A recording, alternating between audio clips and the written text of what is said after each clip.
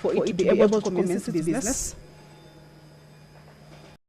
The House attained that required quorum for the business to commence. Quorum has been achieved.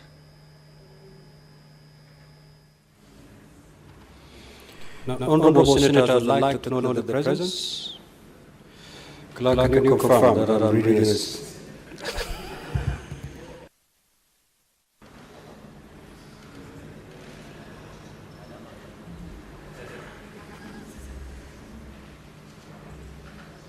Next order. Order number 3, messages. Honourable Senators, I wish to report to the Senate that pursuant to Standing Order 6.3, I received the following message from the Speaker of the National Assembly regarding the passage by the National Assembly of the Public Audit Amendment Bill, National Assembly Bill number 4 of 2024.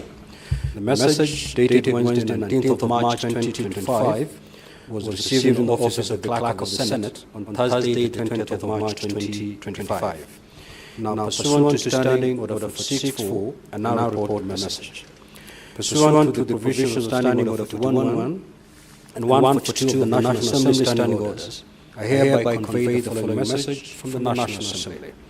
Whereas the Public Audit Amendment Bill, National Assembly Bill number 4 of 2024, was published by Kenya Gazette Supplement number 28 on the 2nd of April 2024, to align the Act with the Constitution following a declaration issued by the High Court and clarify provisions on the recruitment of the Auditor General, and whereas the National Assembly considered the same bill and passed it with amendments on Tuesday, the 11th of March 2025, in the form attached hereto. Now, therefore, in accordance with the provisions of Article 110(4) of the Constitution and Standing Orders 41 and 142 of the National Assembly Standing Orders, I hereby refer the bill to the Senate for consideration. Honourable Senators, pursuant to Standing Order 163, which requires that a bill which originates in the National Assembly be proceeded with by the Senate in the same manner as a bill introduced in the Senate by way of first reading, in accordance with Standing Order number 144, I will, at the appropriate time, direct the clerk to read the same bill a first time. I thank you. Also, I wish to report to the Senate that pursuant to Standing Order 46.3, I received the following message from the Speaker of the National Assembly regarding the passage by the National Assembly of the Public Finance Management Amendment number 2 Bill, National Assembly Bills number 26 of 2024. The message, dated Wednesday, 19th of March 2025, was received in the office of the Clerk of the Senate and Thursday, the 20th of March passage by the National Assembly of the Public Finance Standing Order 6 Amendment number 2 Bill, National Assembly Bills pursuant to the provisions of Standing Order 41 and message dated National Assembly in March 2025. I hereby convey the following message of the Clerk of the Senate. Whereas Public Finance Management, the Public Finance Standing Order 6 Bill, National Assembly Bills number 26 of 2024, was published via Kenya Gazette Supplement number 90 on the 16th of April 2024 to align the timelines for the passing and consideration of the Finance Bill by the County Assemblies and the National Assembly. And whereas the National Assembly considered the said bill and passed it with amendments on Friday, the 14th of March 2025, in the form attached hereto, now therefore, in accordance with the provisions of Article 110(4) of the Constitution and Standing Orders 41 and 142 of the National Assembly Standing Orders, I hereby refer the bill to the Senate for consideration. Honourable Senators, pursuant to Standing Order 163, which requires that a bill which originates in the National Assembly be proceeded with by the Senate in the same manner as a bill introduced in the Senate by way of first reading, in accordance with Standing Order number 144, I will, at the appropriate time, direct the clerk to read the said bill a first time. Also, Honourable Senators, I wish to report to the Senate that pursuant to Standing Order 46.3, I received the following message from the Speaker of the National Assembly regarding the passage by the National Assembly of the Public Audit Amendment Bill, National Assembly Bills number 4 of 2024. The message, dated the Wednesday, 19th of March 2025, was received in the office of the Clerk of the Senate on Thursday, the 20th March 2025. Now, pursuant to Standing Order 464, I now report the message. Pursuant to the provisions of Standing Order 41.1 and 142 of the National Assembly Standing Orders, I hereby convey the following message from the National Assembly. Whereas the Public Audit Amendment Bill, National Assembly Bills number 4 of 2024, was published by Kenya Gazette Supplement number 28 on 2nd of April 2024 to align the Act with the Constitution following a declaration issued by the High Court and clarify provisions on the recruitment of Auditor General. And whereas the National Assembly considered the said bill and passed it with amendments on Tuesday, 11th of March 2025 in the form attached hereto, now therefore, in accordance... Clerk, can you help me? Have I read this message? Am I reading it for the second time?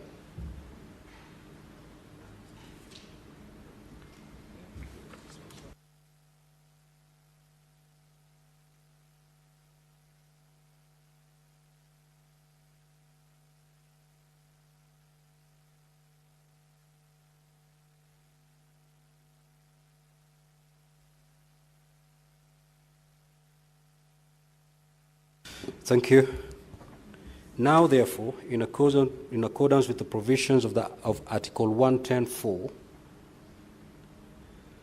of the Constitution and Standing Orders 41 and 142 of the National Assembly Standing Orders, I hereby refer the bill to the Senate for consideration. And pursuant to Standing Order 163, which requires that a bill which originates in the National Assembly be proceeded with by the Senate in the same manner as a bill introduced in the Senate by way of first reading, in accordance with Standing Order 144, I will at the appropriate time direct the clerk to read the said bill a first time. Honorable Senators, you may take your seats before I read the third message.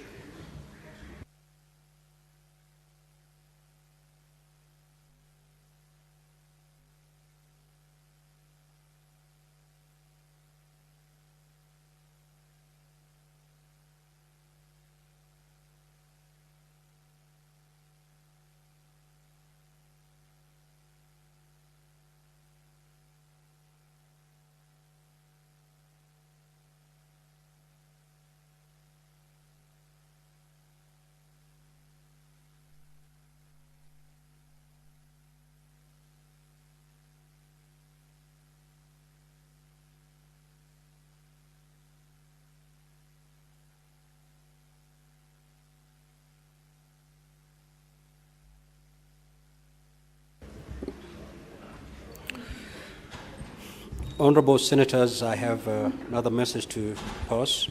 I wish to report to the Senate that pursuant to Standing Order 463, I have received the following message from the Speaker of the National Assembly regarding the passage by the National Assembly of the County Government's Additional Locations Bill, National Assembly Bills number 2 of 2025. The message, dated Wednesday, the 19th of March 2025, was received in the office of the Clerk of the Senate on Thursday, 20th of March 2025. Pursuant to Standing Order 464, I now report the message. Pursuant to the provisions of Standing Order 41.1 and 142 of the National Assembly Standing Orders, I hereby convey the following message from the National Assembly. Whereas the County Government's Additional Locations Bill, National Assembly Bills number 2 of 2025, was published by Kenya Gazette Supplement number 12 on the 6th of February 2025 as a bill proposing to provide for additional locations to county governments for the year 2024-2025 financial year, the responsibilities of national government and county governments pursuant to such allocations and for connected purposes. And whereas the National Assembly considered the said bill and passed it with amendments on Friday the 14th of March 2025 in the form attached hereto, now therefore in accordance with the provisions of Article 110(4) of the Constitution and Standing Orders 41 and 142 of the National Assembly Standing Orders, I hereby refer the bill to the Senate for consideration. Honorable Senators, pursuant to Standing Order 163, which requires that a bill which originates in the National Assembly be proceeded with by the Senate in the manner as the bill introduced in the Senate by way of first reading, in accordance with Standing Order number 144, I will, at the appropriate time, direct the clerk to read the said bill a first time. Thank you.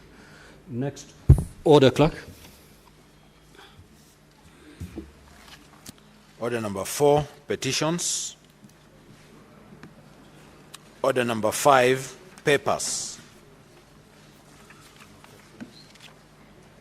Senate Majority Leader. No. No papers. Next order.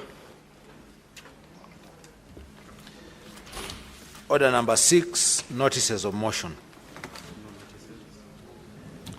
Order number 7, questions and statements.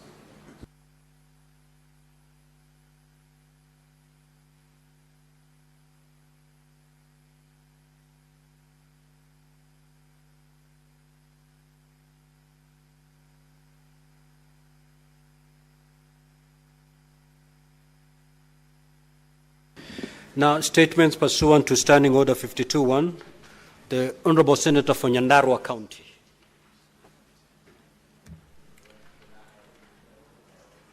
That statement is dropped. Senator Mariam.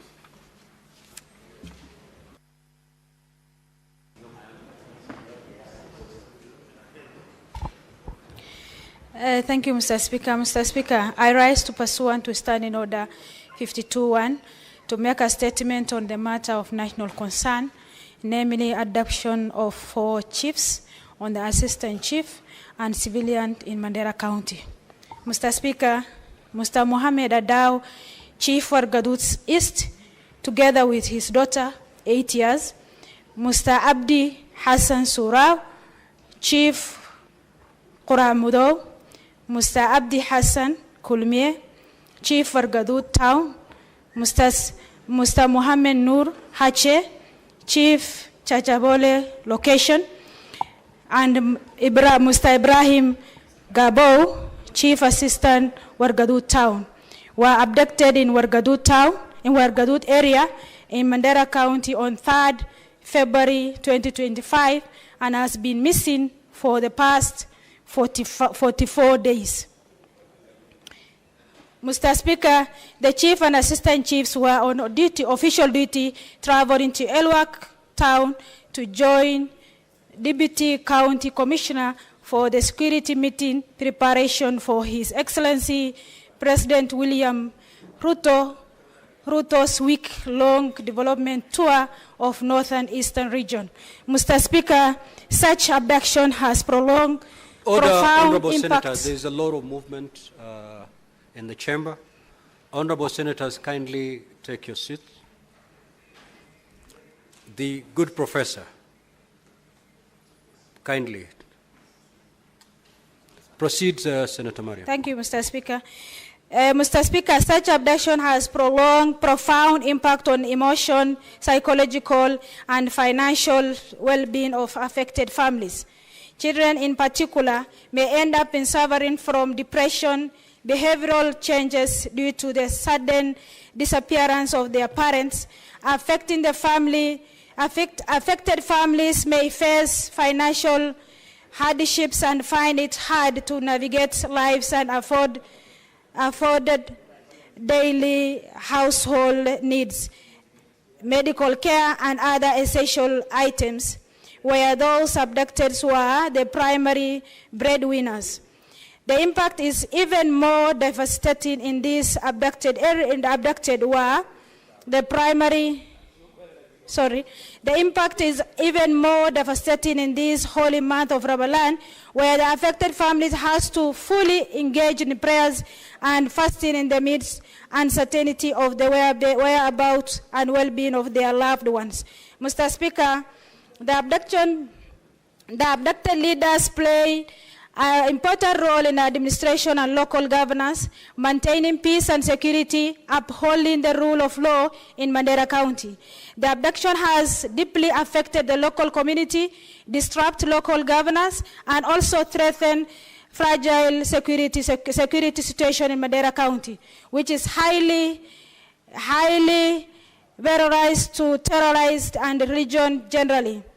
Mr. Speaker, the abduction is indication of the growing risk faced by the local leaders, especially in Mandera County. Mr. Speaker, sir, as we condemn these tragic incidents, I call thorough investigation to identify and bring to justice those responsible for abductions.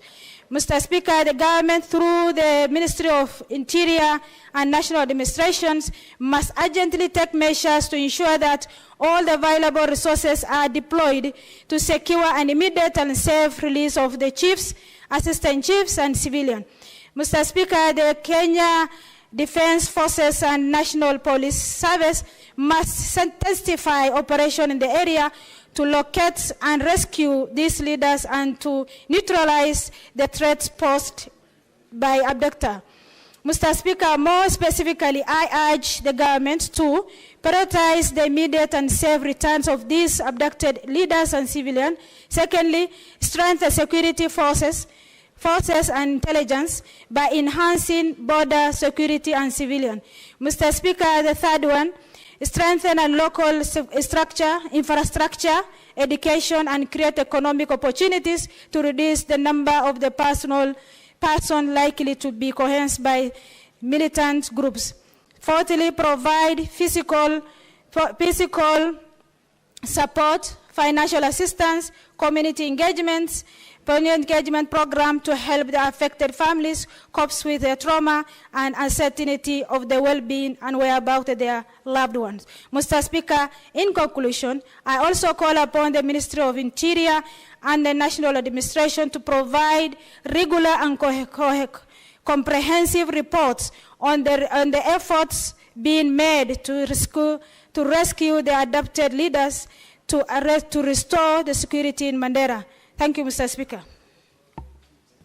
Senator Metho, your statement is registered. You may proceed now to read the same.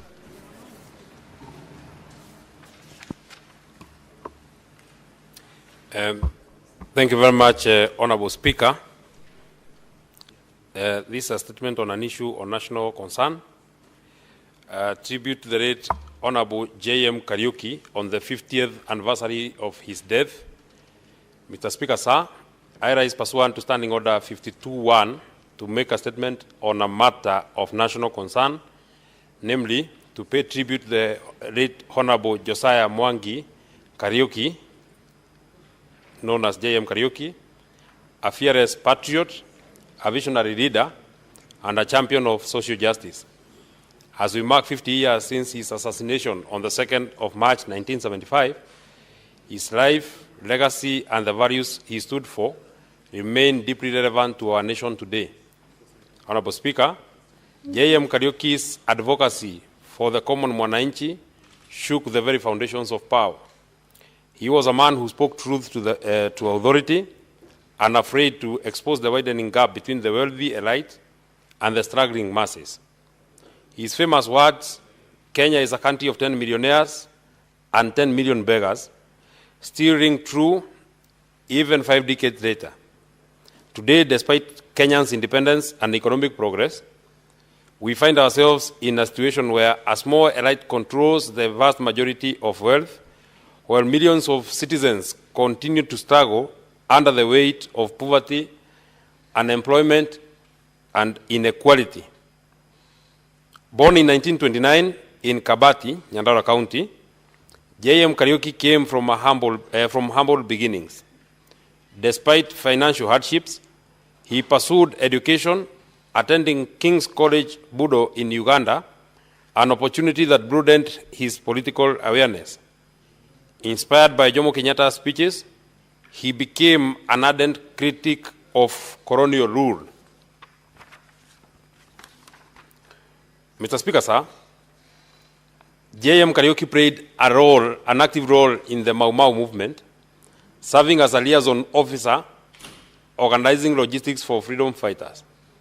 This commitment led to his arrest in 1953, and he spent 7 years in detention camps under the British rule. Upon his release in 1960, he remained steadfast in his advocacy for justice, land reform, and economic equality. After Kenya's independence in 1963, he served as President Jomo Kenyatta's private secretary before becoming a member of parliament for Nyandarua North for Mandera North constituency. His legacy was defined by his outspoken critique of corruption, economic exploitation, and social injustice. Mr. Speaker, sir, JM Kariuki's courage made him a target. On the 2nd of March 1975, he was last seen at Hilton Hotel in Nairobi in the company of state security officials. Days later, his mutilated body was discovered in Ngong Forest, sparkling a national outrage. A parliamentary committee implicated senior police and government officers, yet no one has been held accountable, making his assassination one of Kenya's darkest political injustices. As we commemorate 50 years since his passing, we must ask ourselves, how have we upheld the ideals that he fought for? How have we made Kenya a land where all can thrive, not just survive? Sadly, his warnings remain a reality. While we may no longer speak of 10 million beggars, today 50 million Kenyans still face economic hardship, struggling to afford basic needs, access to health care, and secure decent employment. Mr. Speaker, sir, JM Kariuki stood for universal and accessible health care. Yet today, millions of Kenyans are trapped in a failing social health authority system, unable to get medical treatment when they need it most. He spoke against economic oppression. Yet today, the cost of living is suffocating Kenyans, with unfulfilled promises of relief and rising unemployment. This anniversary should not just be another ceremonial remembrance. It must be a moment of reflection and rededication to JM Kariuki's vision. We must demand greater accountability from ourselves, fellow leaders, champions of economic policies that uplift the poor, and work towards a Kenya that truly serves all its people, not just the privileged few. We cannot afford to let his sacrifice be in vain. May his soul continue resting in peace. May we never forget the lessons he left us. I thank you very much, Honorable Speaker. Statement pursuant to Standing Order 53-1, Senator Beatrice Ogola. Yes. Mr. Speaker, I understand the import of the statement by the Honorable Senator Nedu and the difficulty you will have if you are to accept my request, being that given who JM was, and given that this is 50 years later, and given that JM spoke in this House, could you please try and allow us to say one word to comfort the family and encourage them that JM will never die? I will, at the appropriate time, give guidance on that. Senator Beatrice Ogola. Thank you, Mr. Speaker, sir. Mr. Speaker, sir, this is a request for a statement on the poor living conditions of police officers' living quarters in Dewa Police Station in Homa Bay County. Mr. Speaker, sir, I rise pursuant to Standing Order 53-1 to seek a statement from the Standing Committee on National Security, Defense and Foreign Relations regarding the poor living conditions of police officers in Dewa Police Station in Homa Bay County. In the statement, the committee should address the following, Mr. Speaker, sir. 1, the state of living quarters for police officers at Dewa Police Station in Homa Bay County, including the availability and condition of basic amenities such as water, as well as sanitation facilities. 2, the framework of the provision of housing and basic amenities to police officers by the government, including the measures put in place to ensure the facilities are regularly renovated and upgraded. 3, the plans and timelines for the construction of decent living quarters for police officers at Dewa Police Station, indicating the budgetary requirements for the same. And lastly, Mr. Speaker, sir, the actions being taken by the government to enhance the overall welfare of police officers, particularly with respect to their remuneration and support for their mental and physical well-being. Thank you, Mr. Speaker, sir. Senator John Matthew.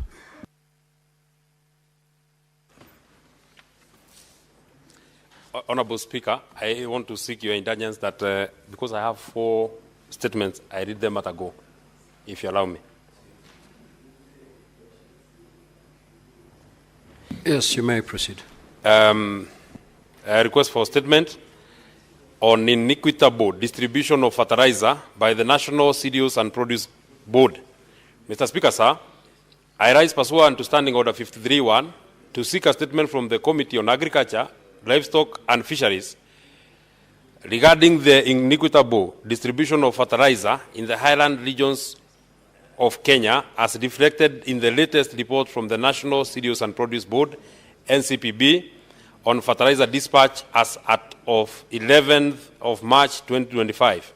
Mr. Speaker, sir, the highland regions of Kenya, known for their high agricultural productivity, rely heavily on fertilizer to sustain food security and economic growth. However, a review of the fertilizer distribution data reveals significant disparities, with some counties receiving disproportionately large quantities, while others, equally dependent on agriculture, receiving far less.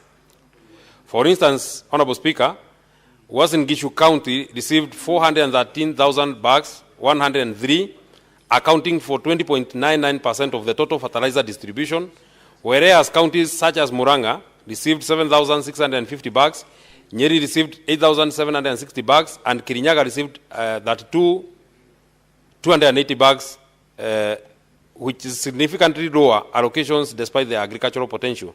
Nakuru County received 204,764 bags, nearly 10% of the total allocation, while counties like Meru received 12,910 bags, and the Tharaka-Nithi got 5,940 bags received, which are significantly less. Some agricultural counties such as Marsabit and Saburu did not receive any fertilizer allocation at all, raising questions about regional balance in the distribution.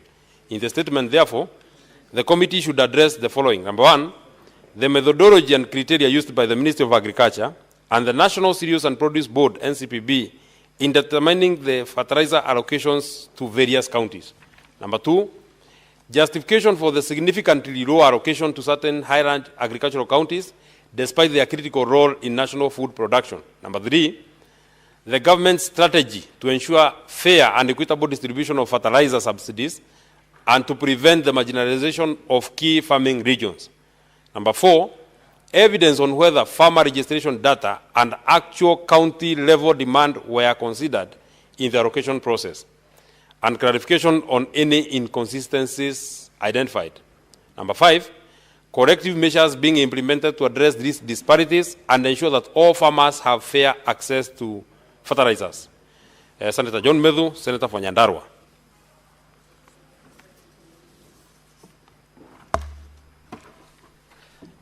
Honorable Speaker,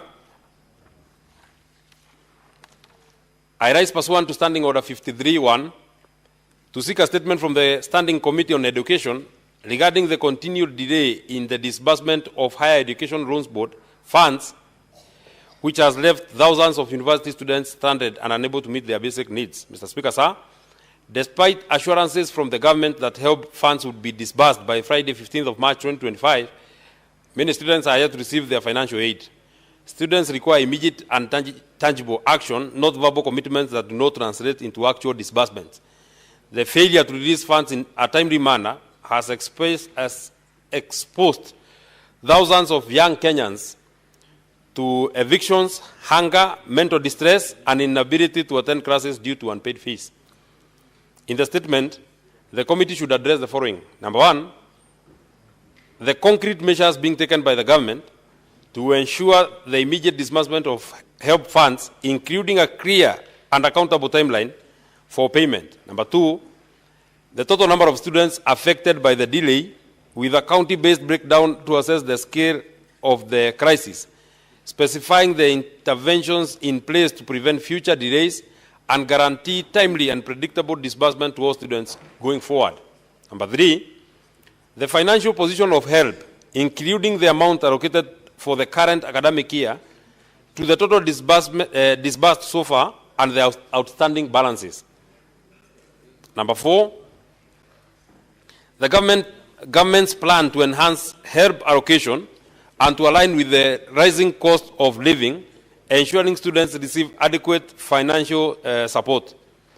Number 5, there are accountability mechanisms in place to prevent the recurrence of such delays, including clarity on whether the National Treasury has released the required funds to help. Senator John Medhu, MP, Senator for Mandera County. Honorable Speaker, I rise pursuant to Standing Order 53-1 to seek a statement from the Standing Committee on Trade, Industrialization and Tourism regarding the capability of the management of the Kenya Union of Savings and Credit Cooperative Society, KUSCO, following financial losses suffered by Savings and Credit Cooperative Societies, SACCOs, in Kenya. Mr. Speaker, sir, this matter is of national concern and urgent action has shaken the confidence of many Kenyans in the SACCO sector, which for a long time has been a safe haven for members had earned savings. Therefore, this management must be queried and those responsible must face the full force of the law. In the statement, the committee should address the following. Number 1, the extent of financial loss incurred by SACCOs across the county, and particularly Tower SACCO and Moki SACCO, SACCOs in Mandera County due to investment linked to KUSCO. Number 2, the culpability of KUSCO directors and senior management in the mismanagement of SACCO funds, including whether they acted negligently or fraudulently in handling investments. Number 3, the specific steps being undertaken to hold KUSCO directors accountable, including criminal investigation, potential asset seizures, and legal actions to recover lost funds. Senator John Medhu, MP, Senator for Mandera. Finally, Mr. Speaker, sir. Order, honorable senators. May the Senator for Mandera be heard in silence. Thank you for protection, Honorable Speaker. I see my colleagues are quite excited that I'm now very, very busy. I'm no longer a chairman, so I have a lot of time. Mr. Speaker, sir, I rise pursuant to Standing Order 53-1 to seek a statement from the Standing Committee on Finance and Budget regarding the rapid increase in Kenya's public debt and its implications for the economic stability, financial sustainability, and service delivery. Mr. Speaker, sir, Kenya's total public and publicly guaranteed debt has surged to Kenya shillings 11.02 trillion as of January 2025, accounting for 65.7% of the gross domestic product, GDP. This level of indebtedness exceeds the 55% GDP threshold recommended under the Public Financial Management, PFM framework. The rapid accumulation of debt is compounded by ballooning debt servicing costs, persistent fiscal deficit, and reliance on external borrowing on external borrowing. Of particular concern is the bilateral debt. Bilateral debt stands at 1.09 trillion, which China holds 60.6% of this amount. The country now faces the risk of being trapped in a debt cycle that threatens national sovereignty, economic growth, and service delivery. In the statement, therefore, the committee should address the following. Number 1, the measures being taken by government to ensure that Kenya's public debt remains within sustainable levels for safeguarding national development priorities. Number 2, the strategies in place to balance borrowing and revenue collection, particularly in light of Kenyans' continued dependence on external financing for key infrastructure projects. Number 3, the status of physical consolidation measures aimed at reducing wasteful government expenditure and enhancing domestic revenue mobilization. 4, the government's plan to manage debt debt servicing obligations, including the steps being taken to renegotiate payment terms with major creditors such as China and multilateral lenders. Number 5, the impact of rising public debt on critical government services, including education, healthcare, and infrastructure, and whether there are plans to mitigate the economic burden of debt repayment on citizens. Number 6, and finally, the accountability mechanisms in place to curb reckless borrowing and ensure that all borrowed funds are utilized transparently, efficiently, and in line with national development priorities. Senator John Muhia Medhu, MP, Senator for Nyandarua. Order, honorable senators, for the convenience of the House, allow me to rearrange today's order paper. We will come back to the remaining statements. However, we will now proceed straight to handle order number 11 all the way to order number 19. Thereafter, we resume normal flow of today's order paper. Clerk, you may proceed to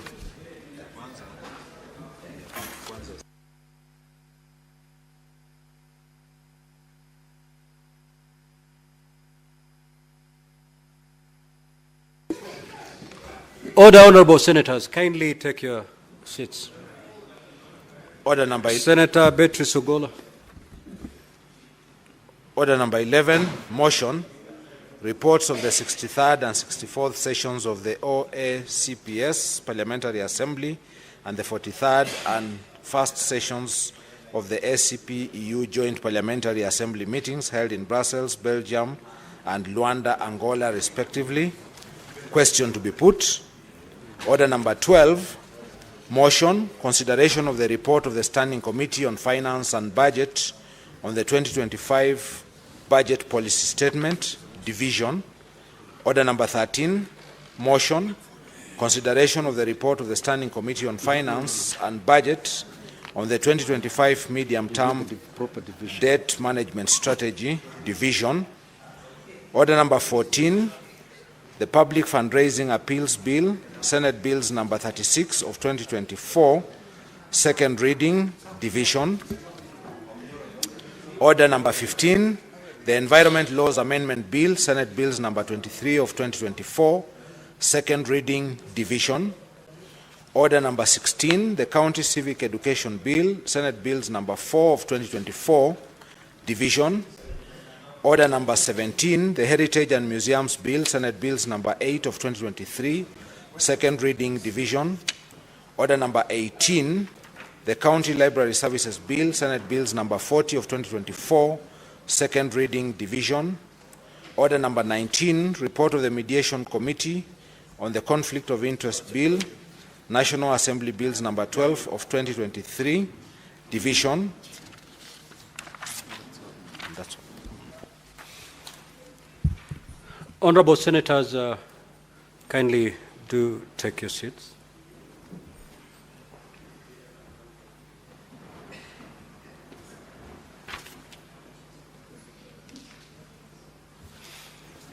Now, for order number 11, debate had been concluded. What pending was for the chair to put the question, which I will proceed to put. That the Senate knows the reports of the 63rd session of the Organization of African, Caribbean, and Pacific States Parliamentary Assembly and the 43rd session of the African, Caribbean, and Pacific European Union Joint Parliamentary Assembly meetings held in Brussels, Belgium from the 19th of the 28th to the 20th of June 2023, and 64th session of the Organization of African, Caribbean, and Pacific States Parliamentary Assembly and the first session of the African, Caribbean, and Pacific EU Joint Parliamentary Assembly meetings held in Luanda, Angola from the 17th to the 21st February 2024, which were laid on the table of the Senate on Wednesday, the 6th of December 2023, and Wednesday, the 2nd of October 2024, respectively. Will as many as of that opinion say aye? Aye. Will as many as of the contrary opinion say nay? The ayes have it. Now for order number 12, this is division, and therefore we need not ring the bell for 1 minute.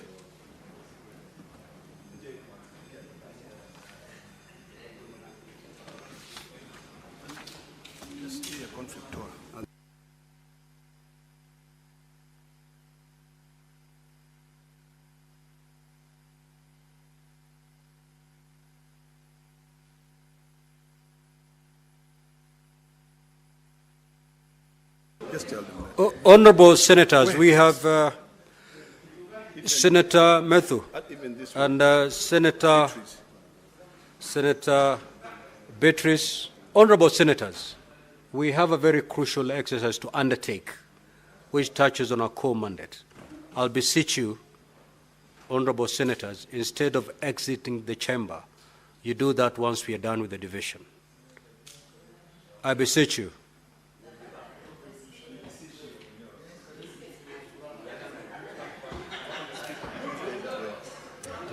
See, now this is not good.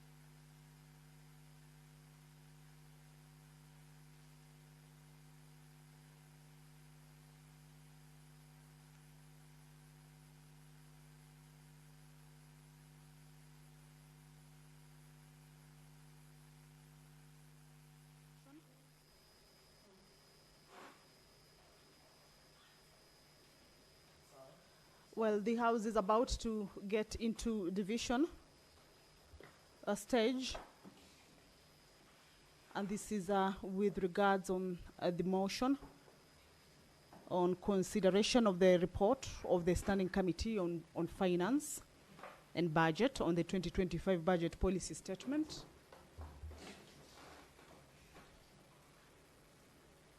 This is a motion that is moved by the Chairperson Standing Committee on Finance and Budget, who's also the Mandera Senator, Honorable Ali Robba. And this particular motion, the Standing Committee seeks to have the House adopt that report that was laid on the table of the House on the Wednesday, 12th of March, the year 2025, for the House to adopt as well as approve the 2025 Budget Policy Statement. So this is a motion whose debate and consideration was concluded on the floor of the House. And this afternoon, the members are preparing to get into division on this particular motion with regards to that report of the Standing Committee on Finance and Budget. This is with regards to the budget policy, 2025 budget policy statement. And the members, as we can see on the screen, is that they're trying to find out whether the House has the quorum at this point. At least 25 members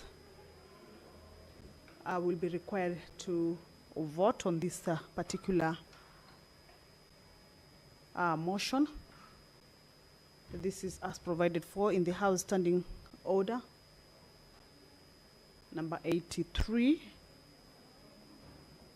And this particular voting will be done by the county delegation. All right, let's listen in. Kindly close the doors and draw the bar.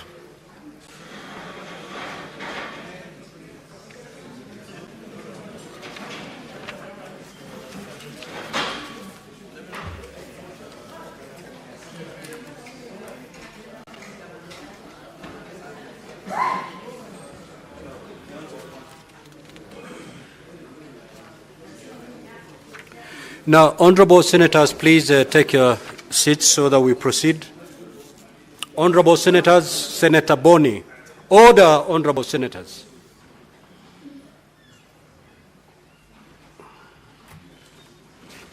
Now, we'll start with order number 12, which has already been called out, so I'll proceed to put the question on order number 12. Clerk, is the system up and running? All right.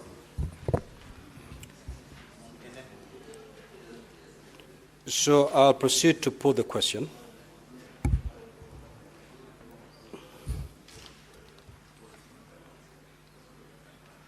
That the Senate adopt the report of the Standing Committee on Finance and Budget on the 2025 budget policy statement laid on the table of the Senate on Wednesday, 12th of March 2025, and pursuant to sections 25(7) of the Public Finance Management Act and Standing Order 1867 of the Senate, approves the 2025 budget policy statement. Now, voting is going to be done electronically at this juncture. Honorable Senators, just log out. Log out, and Sergeant at Arms, kindly remove the unattended.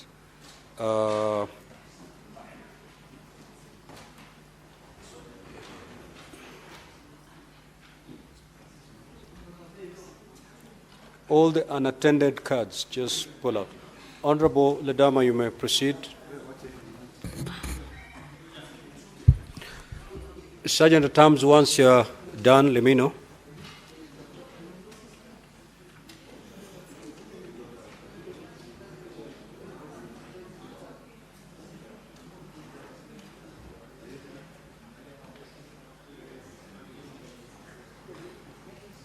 Sergeant at Arms, you're good? Okay, you may log back. Honorable Senators, kindly log in back. You log in and then proceed to vote. Either yes, no, or you may abstain. Voting is underway, Honorable Senators.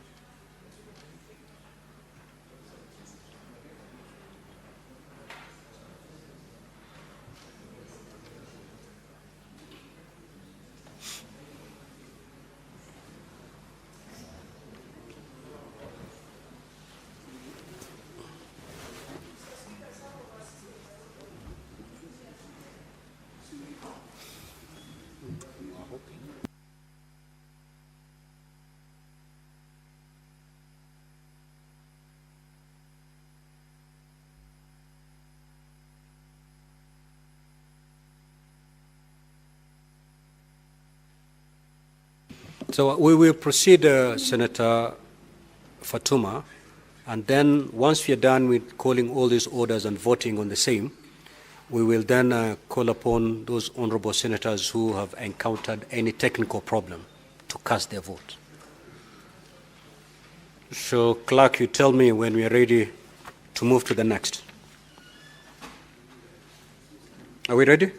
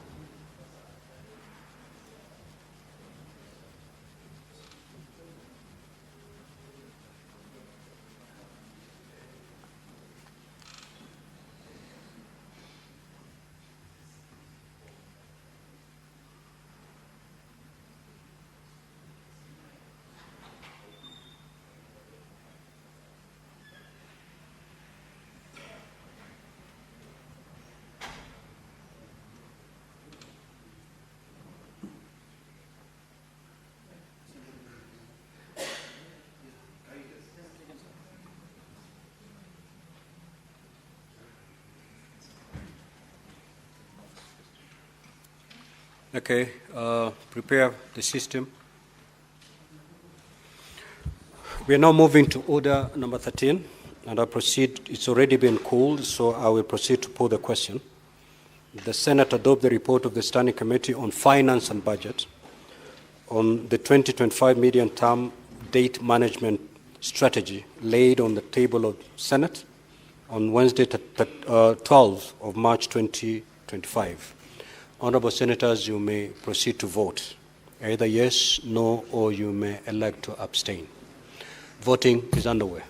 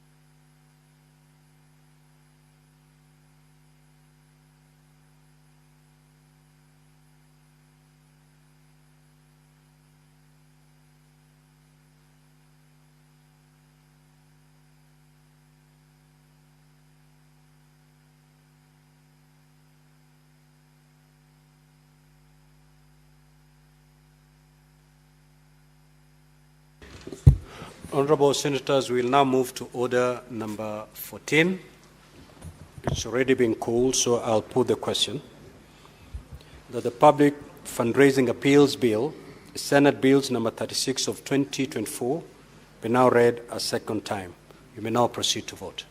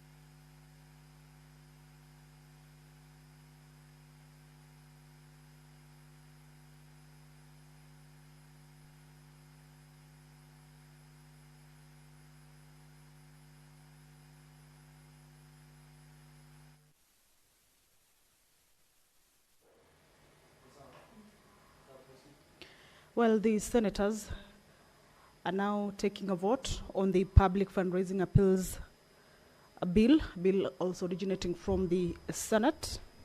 This is a bill that is sponsored by the Senate Majority Leader. Debate on it was concluded, and the members are now at the division stage for the bill to proceed to the next stage. This is a bill that seeks to provide for the establishment of regulatory mechanisms at the national and county levels, which oversee the conduct of fundraising appeals, to provide for the licensing and regulation of fundraisers, the promotion of transparency and accountability in the conduct of fundraising appeals, and also the regulation of the conduct by state and public officers in the participation in public fundraising appeals and in the administration of this particular legislation. This is a bill that is originating from the Senate, a bill that is about to proceed to the next stage, and the members are voting on it. We shall be seeing the results of this particular vote in just a short while. The bill protects the public from fraudulent, misleading. All right, let's listen in. 15. It's already been called, so I will proceed to put the question. That the environment laws amendment bills, Senate bills number 23 of 2024, be now read a second time. You may proceed to vote now.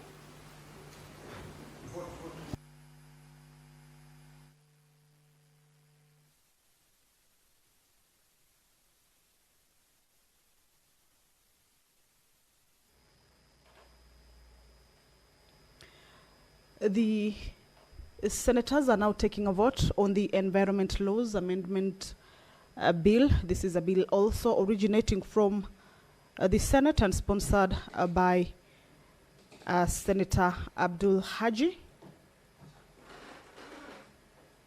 This is a bill that seeks to amend the Forest Conservation Management Act, Cap 385, to make the further provision for afforestation and reforestation of all forests, and to promote tree planting in all counties in Kenya generally.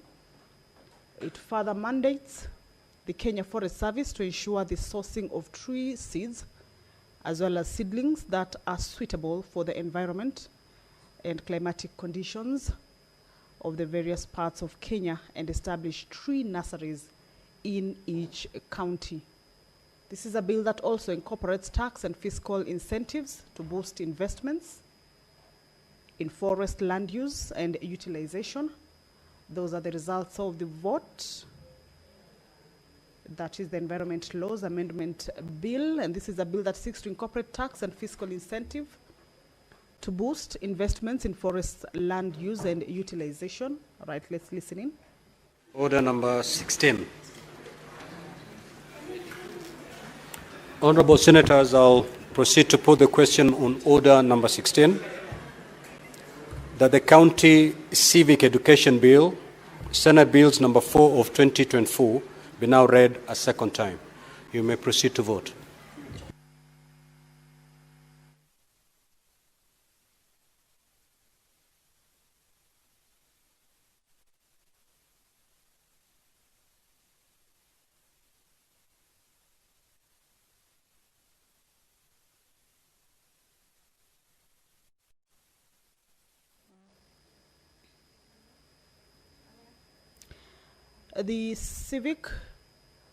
The County Civic Education Bill, this is a bill that is sponsored by the nominated Senator Esther Kinyuri. That is the bill that members are taking a vote on it right now. The purpose of this particular bill is to establish a legal framework for the promotion of civic education in Kenya as an essential tool for building responsible citizenship, civic engagement, and democratic values among the citizen of Kenya, or the citizens of the Republic of Kenya. This is a bill that seeks to address the gaps bearing in mind or acknowledging that civic education plays a critical role in shaping the attitudes, behaviors, and values. All right, let's listen in.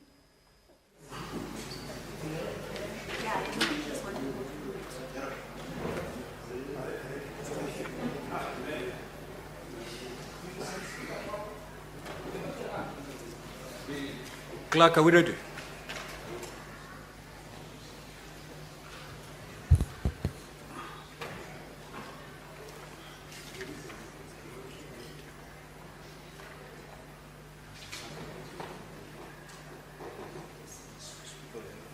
That's order number 17, is it?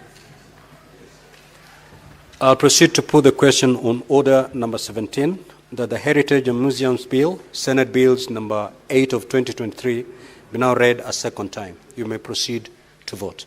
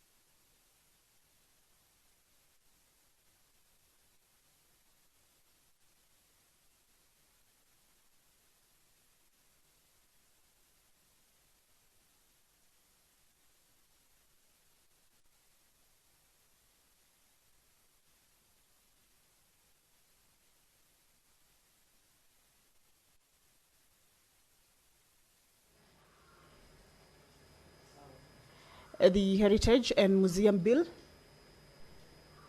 Bill number 8 of 2023, that is currently being voted on for it to be read for a second time and proceed to the next stage, is an act of Parliament that seeks to provide for the conservation, preservation, protection, research, and management of cultural and natural heritage and national and county levels of government.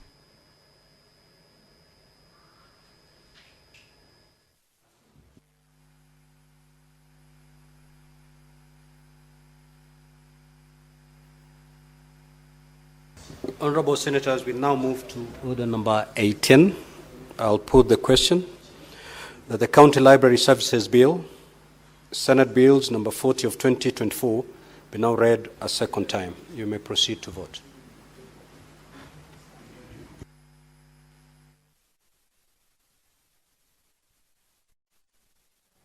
The County Library Services Bill, a bill also originating from the Senate, Bill number 40 of 2024, that is currently being voted on, is a bill that seeks to promote the establishment and use of libraries in counties so as to facilitate access to information, improve education standards, and reduce levels of illiteracy in the counties.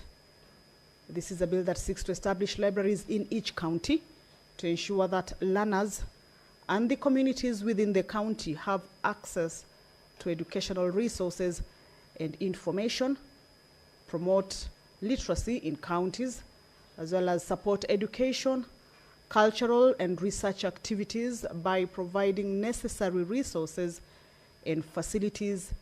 And this particular bill also seeks to ensure the preservation of cultural heritage of counties for future generations. This is a bill that concerns counties.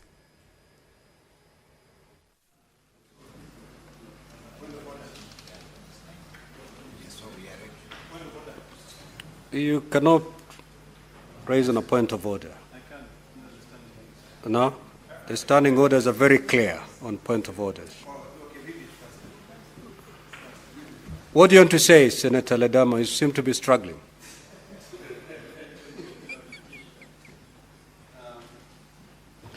Mr. Speaker, if you allow me, I don't know whether you're allowing me now, Proceed. but I think you've allowed me. I raise understanding order 66 to request that the next order be deferred until another time. So are you requesting that the putting of the question be deferred until the next sitting? It is so granted. Thank The you. putting of the question on order number 19 is hereby deferred to a later date.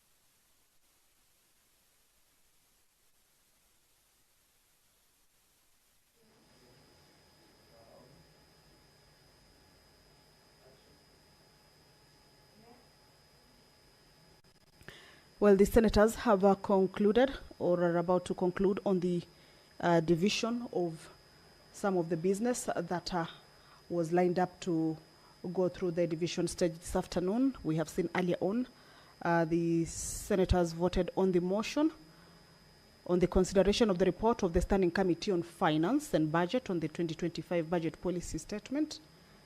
The motion on the consideration of the report of the Standing Committee on Finance and Budget on the 2025 Medium-Term Debt Management Strategy also went through a division for the House to adopt as well as approve the proposals or the recommendations of the of that particular report from the Committee on Finance and Budget.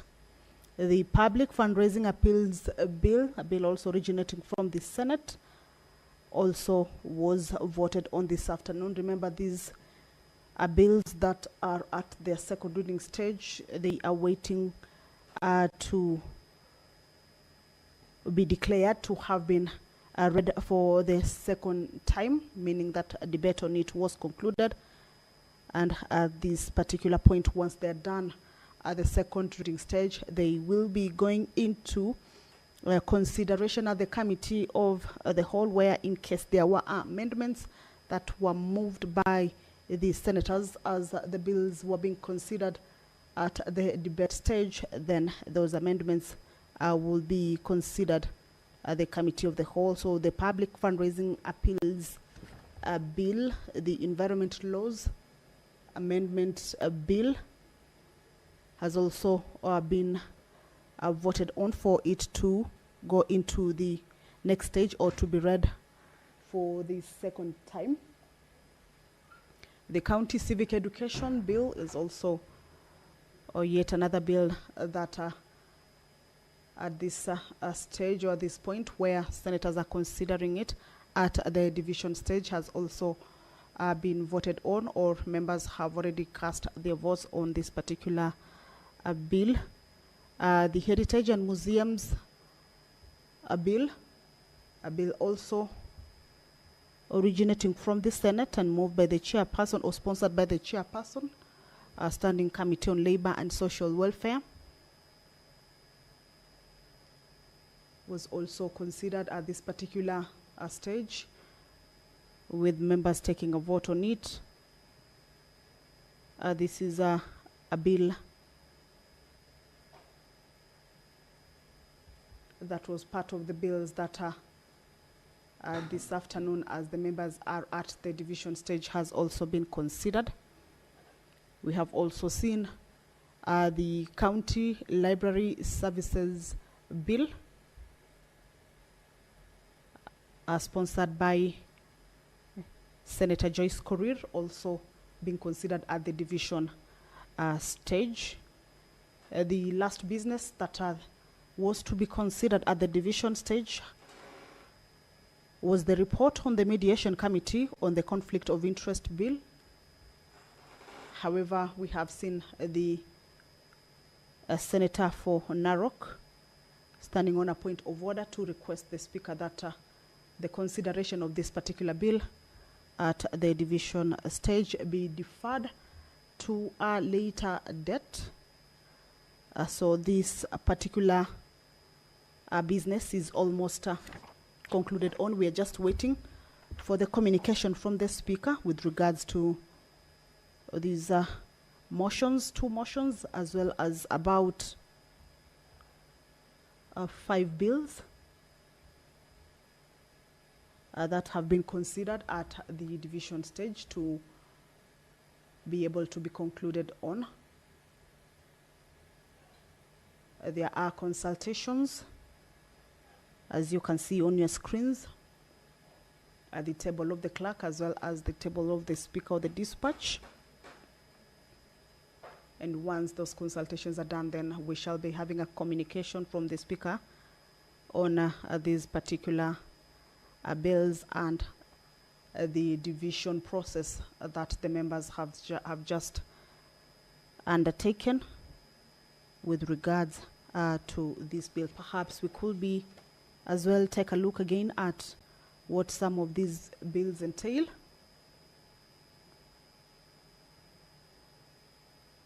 The County Library Services Bill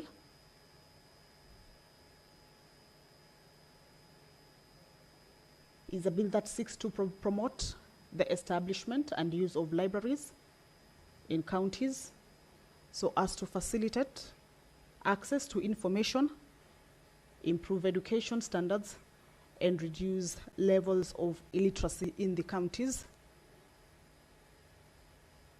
These are some of the contents of the bill. These are bills, remember this is a bill that concerns county governments. And the mandate of the county governments is to approve and integrate the county libraries' annual work plan into the annual county budget. Also mobilize resources necessary for the delivery of library services in the respective county.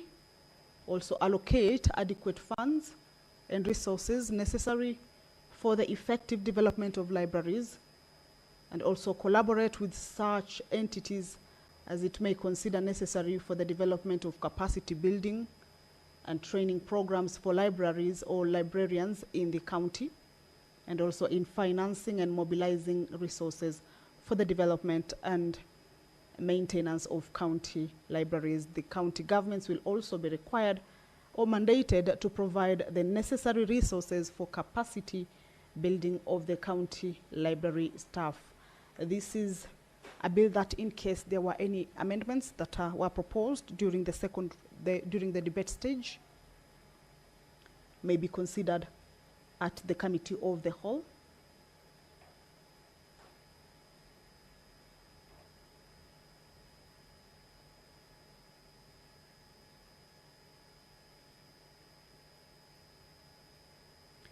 The County Civic Education Bill, one of the bills that has gone through division this afternoon, seeks to establish a legal framework for the promotion of civic education in Kenya as an essential tool for building responsible citizenship, civic engagement, and democratic values among the citizens.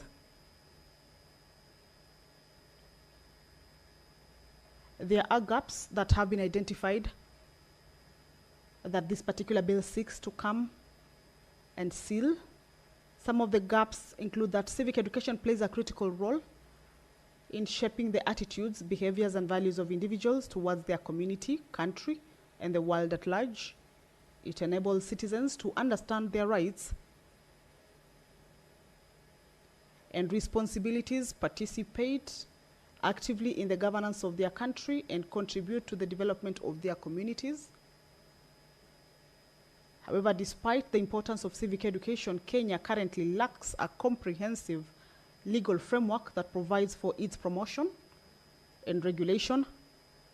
Civic education activities are often fragmented, ad hoc, and insufficiently funded, resulting in low levels of civic awareness and engagement among the citizens. So these are some of the gaps that, as the members of the Senate consider this bill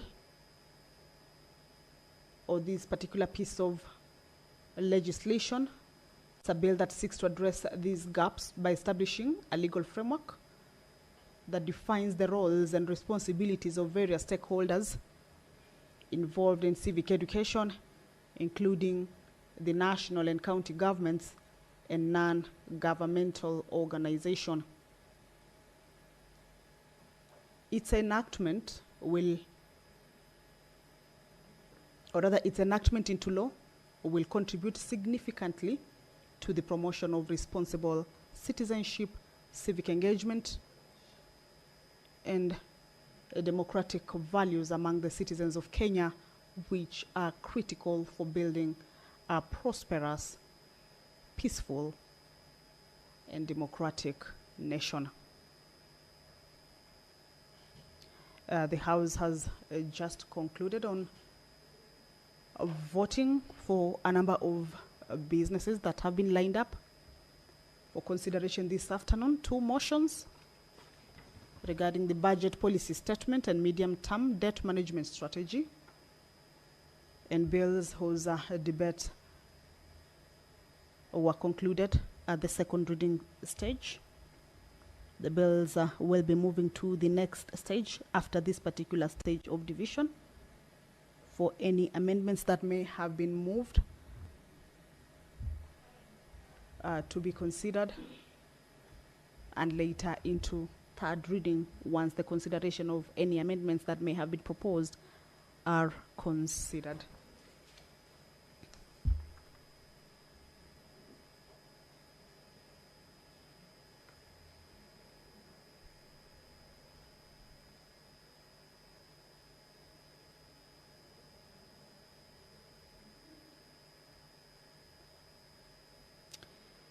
The Environment Laws Amendment Bill by Senator Abdul Haji has also been considered at the division stage this afternoon. This is a bill that seeks to amend the Forest Conservation Management Act, Cap 385, to make further provision for afforestation and reforestation of all forests, and to promote tree planting in all counties in Kenya generally. It further mandates the Kenya Forest Service to ensure the sourcing of tree seeds and seedlings that are suitable for environment and climatic conditions for various parts of the country, and establish tree nurseries in each county. This bill also amends the Climate Change Act, Cap 387A, to mandate the Cabinet Secretary responsible for matters relating to climate change to set and formulate strategies for achieving annual carbon sequestration targets. These are bills that debate was concluded on.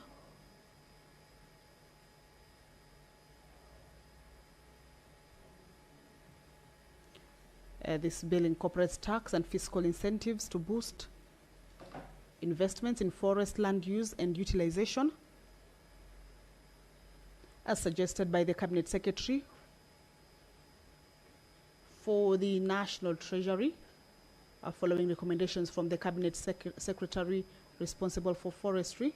Among these incentives are other tax deductions for private entities that participate in a tree planting program.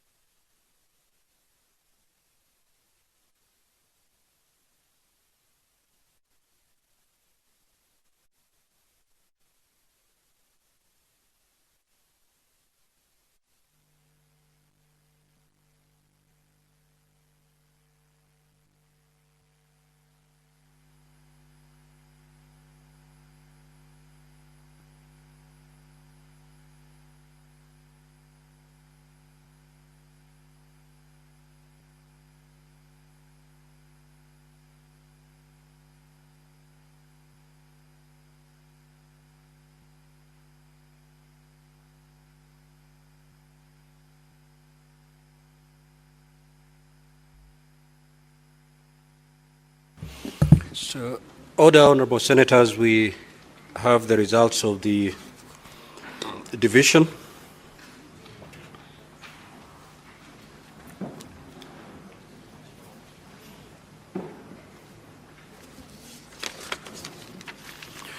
Now, on order number 12, the result of the division is as follows. The ayes are 28, the nays at 0, and abstention at 0. So the ayes have it. A bill for an act of parliament to provide a framework for the regulation in the conduct of public fundraising appeals, to promote transparency and accountability in the carrying out of fundraising appeals, to foster greater philanthropy, to regulate the conduct of public officers in relation to public fundraising appeals, and for connected purposes.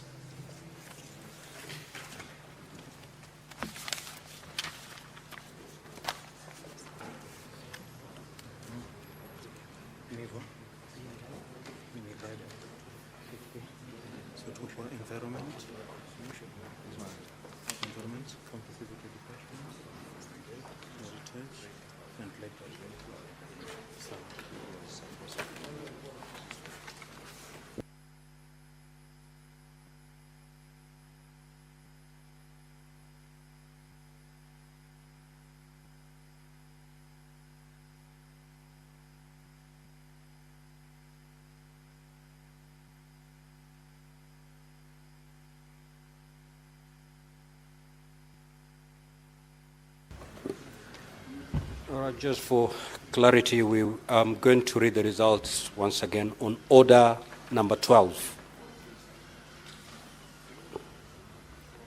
That is on the report of the Standing Committee on Finance and Budget. So the ayes are 28, abstention at 0, and nays at 0. So the ayes have it. We move to order number 13. Ayes 27, abstention 0, nays 1. So the ayes have it. That is the report on the Standing Committee on Finance and Budget on the medium-term debt management strategy. We move to order number 14. The nays at 2, the ayes are 25, abstention at 0. So the ayes have it. That is the Public Fundraising Appeals Bill.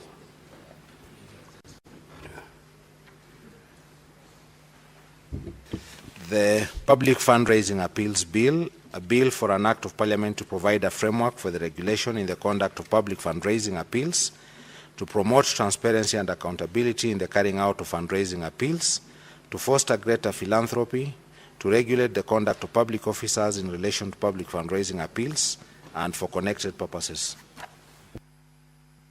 The result of the division on the environmental laws, ayes at 27, abstention at 0, and the nays at 0. So the ayes have it.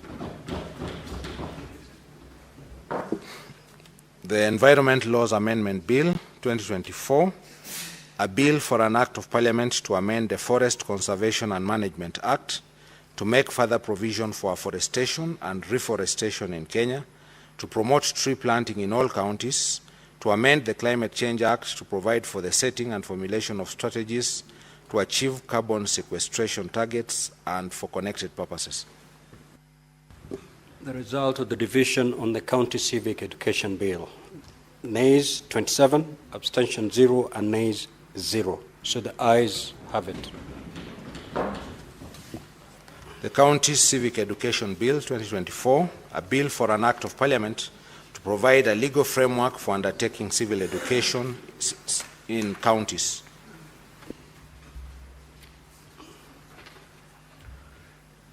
The result of the division on the Heritage and Museum Bill, nays 27, abstention 0, nays 0. So the ayes have it. The Heritage and Museums Bill 2023, a bill for an act of parliament to provide for the conservation, preservation, protection, research and management of cultural and natural heritage at national and county levels of government and for connected purposes. The result on the division on the County Library Services Bill, the nays at the yes at 27, abstention 0, and the nays at 0. So the ayes have it. The County Library Services Bill 2024, a bill for an act of parliament to provide for the establishment of county libraries in each county, the establishment of a county library development committee in each county, the functions and powers of each county library development committee, and for connected purposes. Sergeant at Arms, you may now withdraw the bar and open the doors. Now, honorable senators, we will resume the where we resume the natural flow of today's order paper. That means we go back to statements pursuant to Standing Order 53-1. Senator Fak. Thank you, Honorable Speaker. Mr. Speaker, I rise pursuant to Standing Order 53-1 to seek a statement from the Standing Committee on Education regarding the operations of Bandari Maritime Academy in Mombasa County. Senator Ojenda. Mr. Speaker, sir, the Bandari Maritime Academy in Mombasa County is a regional center of excellence for maritime skills development in the blue economy. However, in the recent times, the institution has faced several challenges, including delayed salary payments for the lecturers, irregular fee payment structures, and the absence of a clear framework for placing students in industrial attachment. These challenges, if not resolved, impact the academy's operations and dentist status as a learning institution. In the statement, the committee should address the following: the delay in the timely payment of lecturers' salary, which has led to demotivation and reduced the efficiency in carrying out their duties. Number 2, the college's failure to provide maritime students with essential sea practical training. Number 3, the need to standardize tuition fees in line with other institutions offering similar courses and ensure regularized payment of fees to alleviate the financial burden on students and the parents. And number 4, the criteria the college should adopt to facilitate placement of students in relevant industries for their industrial attachment. Thank you, Mr. Speaker, sir. Senator Mohamed Faki Munyaji, Mombasa County. Senator Hamida Kibwana.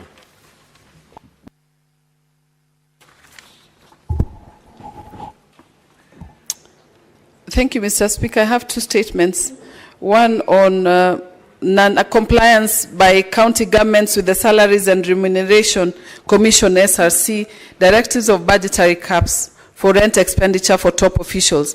Mr. Speaker, sir, I rise pursuant to Standing Order 53.1 to seek a statement from the Standing Committee on Finance and Budget regarding the non-compliance by county governments with the Salaries and Remuneration Commission, SRC, directives on budgetary caps for rent expenditure for top officials. Mr. Speaker, sir, in May 2029, the Salaries and Remuneration Commission, SRC, issued a circular directing all county governments to cease paying rent for governors, deputy governors, and county assembly speakers. Additionally, the SRC mandated that these counties ensure the construction of official residence of these officials by June 30th, 2022. Failure to adhere to this policy has resulted in significant financial losses, as some counties continue to spend millions of shillings monthly on rent. In the statement, the committee should address the following. County governments that have disregarded the SRC directives on capping rent expenditures for top officials, specifying the amount of public funds spent beyond the establishment limits. Number two, counties that have failed to comply with the SRC directive issued in March 2019, which required the completion of official residence of governors, deputy governors, and county assembly speakers by June 30th, 2022. Number three, funds allocated for the construction of these official residents, highlighting counties where such projects have stalled or have not commenced despite budgetary provisions. Number four, policy and legal measures being implemented by the National Treasury, the Controller of Budget, the Commission on Revenue Allocation to strengthen enforcement mechanism and ensure compliance with SRC guidelines to prevent further misuse of public funds. Finally, disciplinary measures taken against county officials who have ignored SRC directives and authorized excessive rent expenditures contrary to established guidelines. Thank you, Mr. Speaker. I'll go to the second one. The second one is on the shutdown of the Kenya Health Information System, KHIS, and impact on health data management. Mr. Speaker, I rise pursuant to Standing Order 53.1 to seek a statement from the Standing Committee on Health regarding the shutdown of Kenya Health Information System, formerly known as the District Health Information System, DHIS, and its implications to health data management in Kenya. Mr. Speaker, sir, Kenya Health Information served as a central nationwide health reporting database, playing a crucial role in collecting, analyzing, and disseminating health data to inform decision-making in the healthcare sector. The system was hosted by the Health IT Department of the United States Agency for International Development, USAID, which provided both technical and financial support. Its recent shutdown raises significant concerns about the continuity of health data tracking, disease surveillance, and healthcare resource planning. In the statement, the committee should address the following: whether the Minister of Health had an exit strategy or a handover process to ensure the continuity of health data management following USAID's exit from Kenya. Number two, the government's plan to restore or replace KHIS, including measures to ensure the long-term sustainable and national ownership of health data management systems, along with the associated costs. Number three, the impact of the shutdown on healthcare service delivery, disease surveillance, and policy planning, particularly in tracking outbreaks and managing national health programs, and how these crucial services will be managed, given the time-sensitive nature of disease surveillance. Number four, whether any sensitive Kenyan health data has been lost, compromised or accessed by unauthorized parties following the KHIS shutdown. Finally, Kenya's engagement with other partners in the development and maintenance of the KHIS and what measures are in place to safeguard the nation's health data sovereignty in the future. I thank you, Mr. Speaker. Senator Richard Onyonka. Senator Richard Onyonka had 3 statements. Any senator holding a brief for Honorable Onyonka? May I have your written authorization, Senator Omtata? I have allowed honorable senators to transact businesses that are not theirs, only later for the honorable senator whom you're holding brief for walking to my office complaining.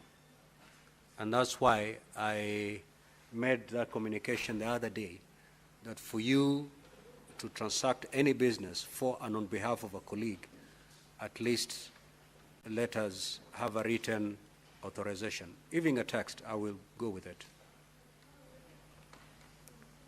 I don't want Senator Onyonka to storm my office and distance himself from your good gesture, Honorable Mtata.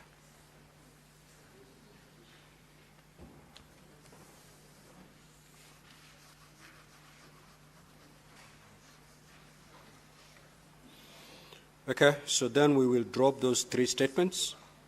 Senator Edwin Sifuna.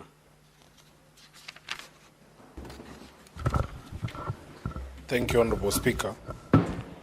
Honorable Speaker, I rise pursuant to Standing Order 53-1 to seek a statement from the Standing Committee on Finance and Budget regarding the non-settlement of insurance policy maturity claims by the Corporate Insurance Company Limited. In the statement, the committee should address the following. Number 1, the total value of outstanding insurance policy maturity claims at Corporate Insurance Company Limited, including the duration for which these claims have remained unpaid, and the number of affected policyholders. Number 2, the causes of the delay in settlement of the claims and the timelines for resolving the issues. Thirdly, Honorable Speaker, the current financial position of Corporate Insurance Company Limited, including whether the company is stable enough to guarantee the security of existing insurance policies. Honorable Speaker, with your permission, I want to take the second statement. Mr. Speaker, sir, I rise pursuant to Standing Order 53-1 to seek a statement from the Standing Committee on Education regarding the delay and failure to remit capitation funds to public schools currently amounting to Kenya shillings 64 billion in arrears. In the statement, the committee should address the following. Number 1, the reasons why the National Treasury has failed to release capitation funds despite the urgent cash flow challenges facing public schools across the country. Number 2, the long-term strategies in place to prevent delays in the disbursement of capitation and ensure continuous funding for school operations, infrastructure, and payment of suppliers. Thirdly, Honorable Speaker, the safeguards being implemented to protect school principals and management from potential legal and financial liabilities due to unpaid suppliers and increasing pressure from other stakeholders. I thank you, Honorable Speaker.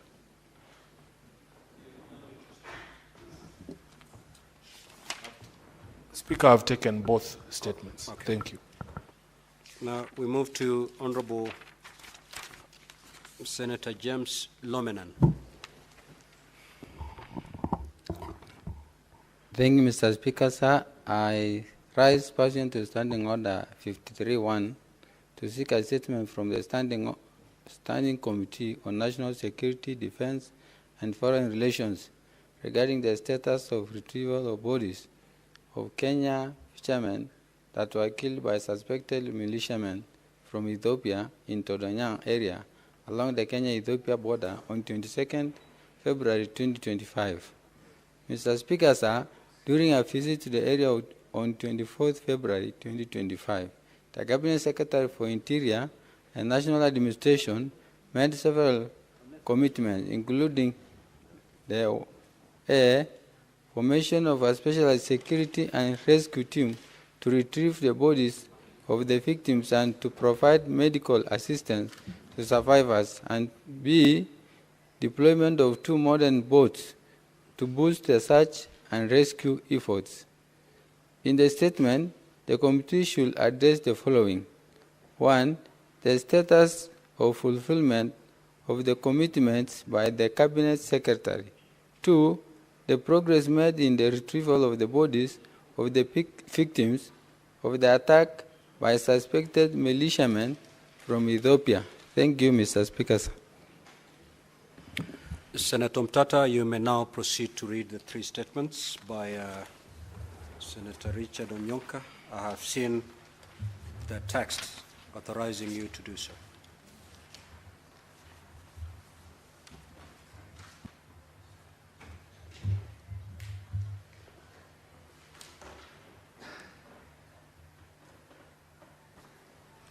Mr. Speaker, sir, I rise pursuant to Standing Order 53.1 to seek a statement from the Standing Committee on Labor and Social Welfare regarding ghost workers in the public service. In the statement, I request that the committee addresses the following: whether any audits or investigations by the Public Service Commission and county public service boards to eliminate ghost workers from the national and county government payrolls. If so, provide the full findings. 2, the financial impact of ghost workers on national and county government expenditures disaggregated by the national government and each respective county government since the operationalization of devolved government in 2013. 3, the short, medium, and long-term measures that the national government and respective county governments have taken to identify and eliminate ghost workers from their payroll systems, outlining the strategies implemented to recover any misappropriated funds. 4, any disciplinary or legal actions taken against officials at the national and county government levels who have been found culpable of facilitating or failing to prevent the existence of ghost workers.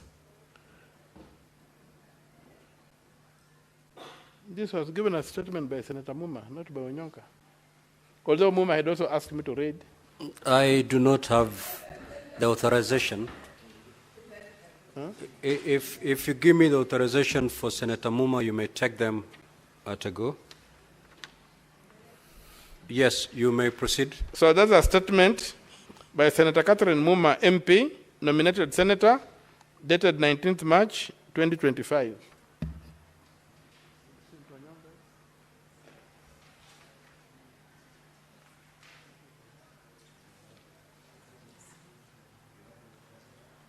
Senator Onyonka had 3 statements.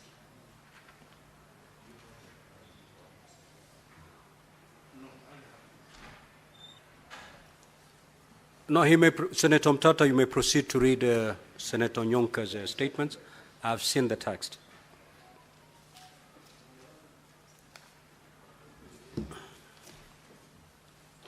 Mr. Speaker, sir,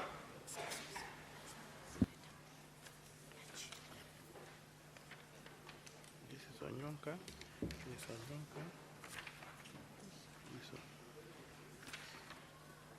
Mr. Speaker, sir, I rise pursuant to Standing Order 53, brackets 1, to seek a statement from the Standing Committee on Health regarding the availability, accessibility, and affordability of rehabilitation services across counties to address substance and alcohol abuse. In the statement, the committee should address the following.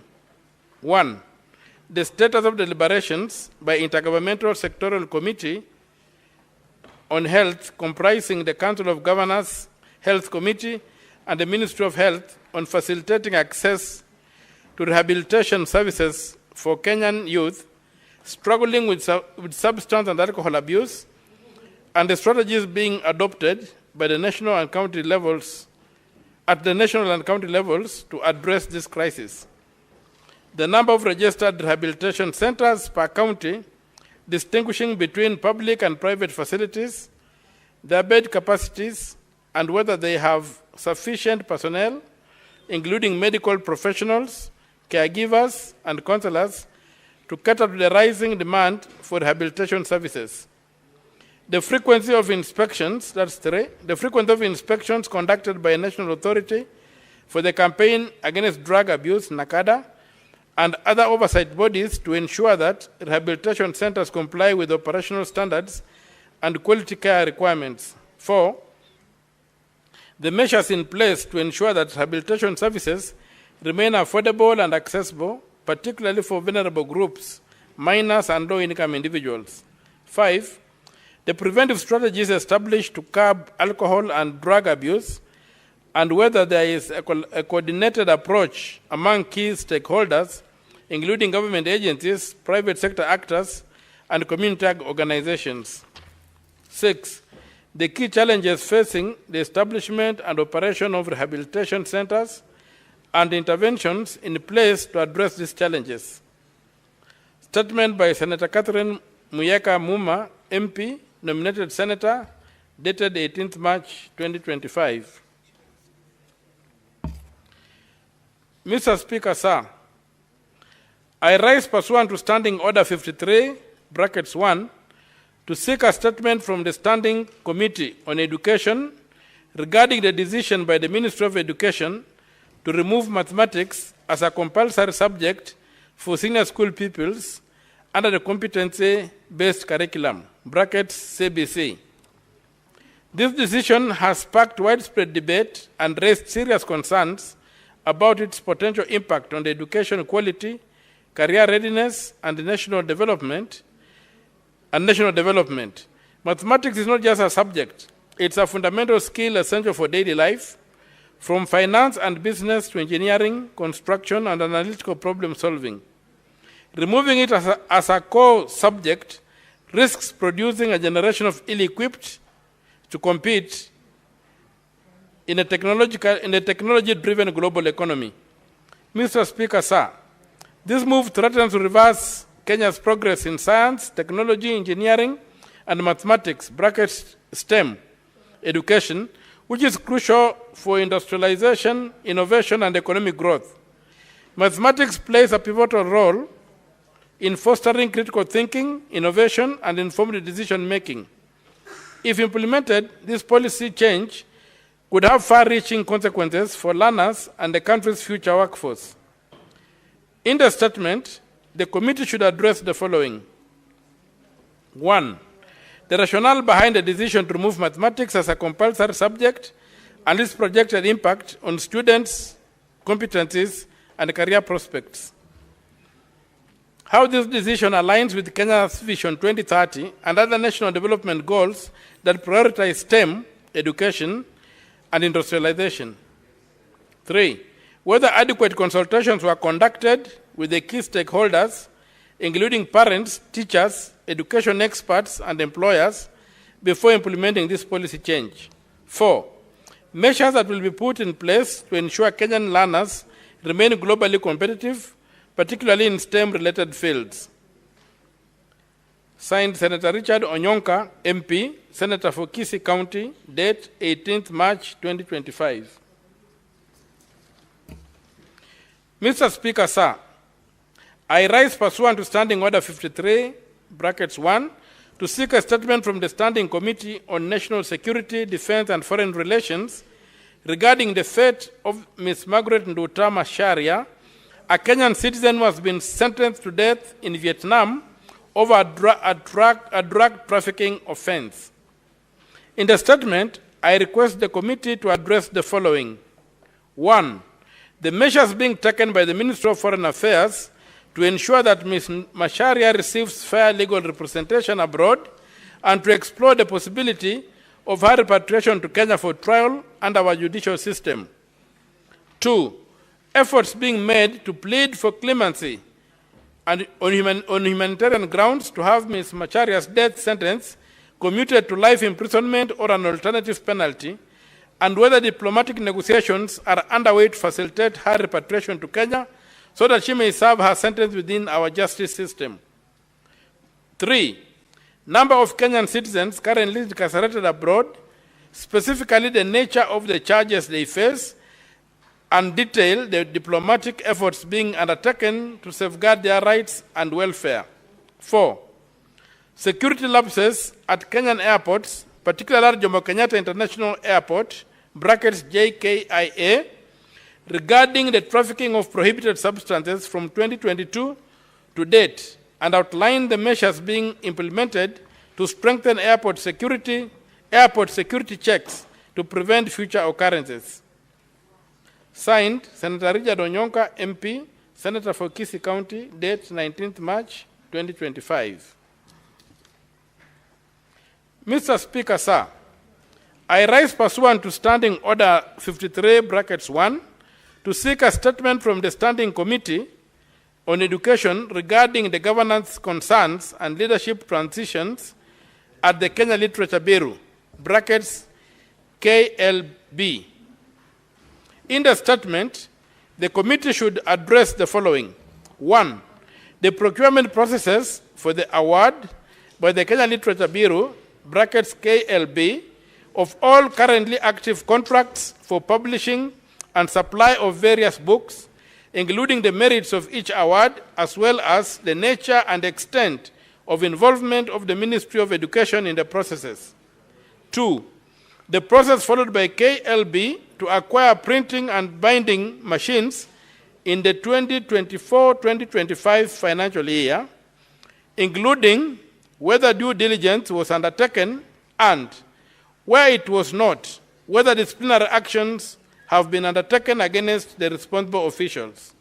3, the renewal of contracts for officers holding managerial positions at KLB, including whether due process was followed. 4, reasons why the renewal of contracts for the officers was not gazetted, and the corrective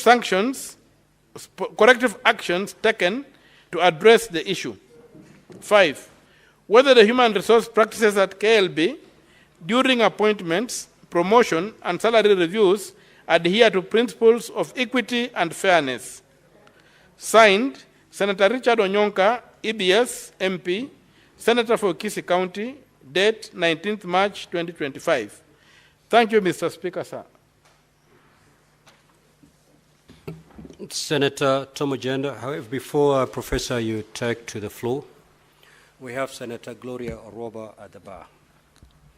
Now, Senator Gloria Robba, when you last appeared and sat at the bar, you were unable to fulfill conditions for you to be readmitted to the chamber.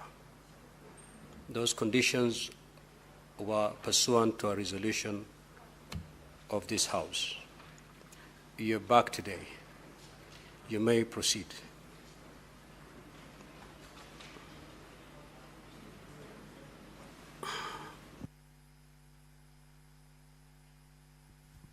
Thank you.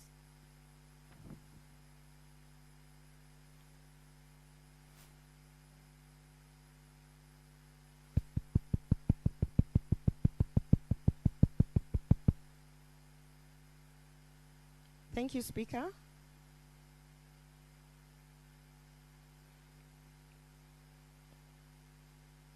Thank you, Speaker. I'm waiting for the...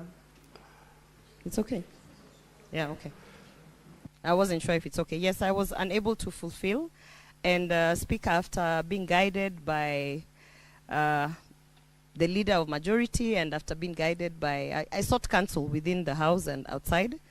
And Speaker, I am going to read the apology without any omission. And I am going to fulfill, because that is a procedure of the House. But Speaker, allow me to say that, to issue the disclaimer as advised. I, Senator Gloria Robba, on this day, on 20th March, I will tender the prescribed apology herein as a requirement and a fulfillment of the Senate resolution, with a disclaimer that these are not my words and in no way does it infer a confession or any admission whatsoever of liability on my part, and it shall not prejudice my case in court where I have been sued by Jeremiah Nyegenye, the Clerk of the Senate. Speaker, I proceed to read the apology, the prescribed apology.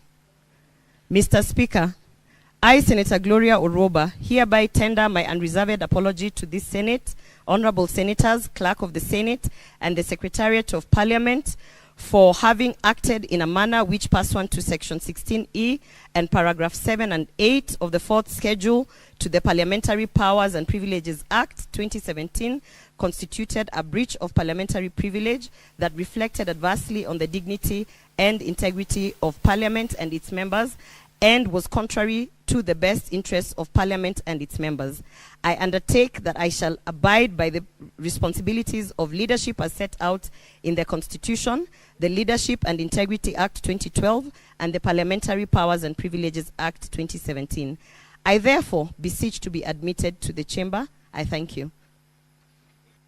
And submit.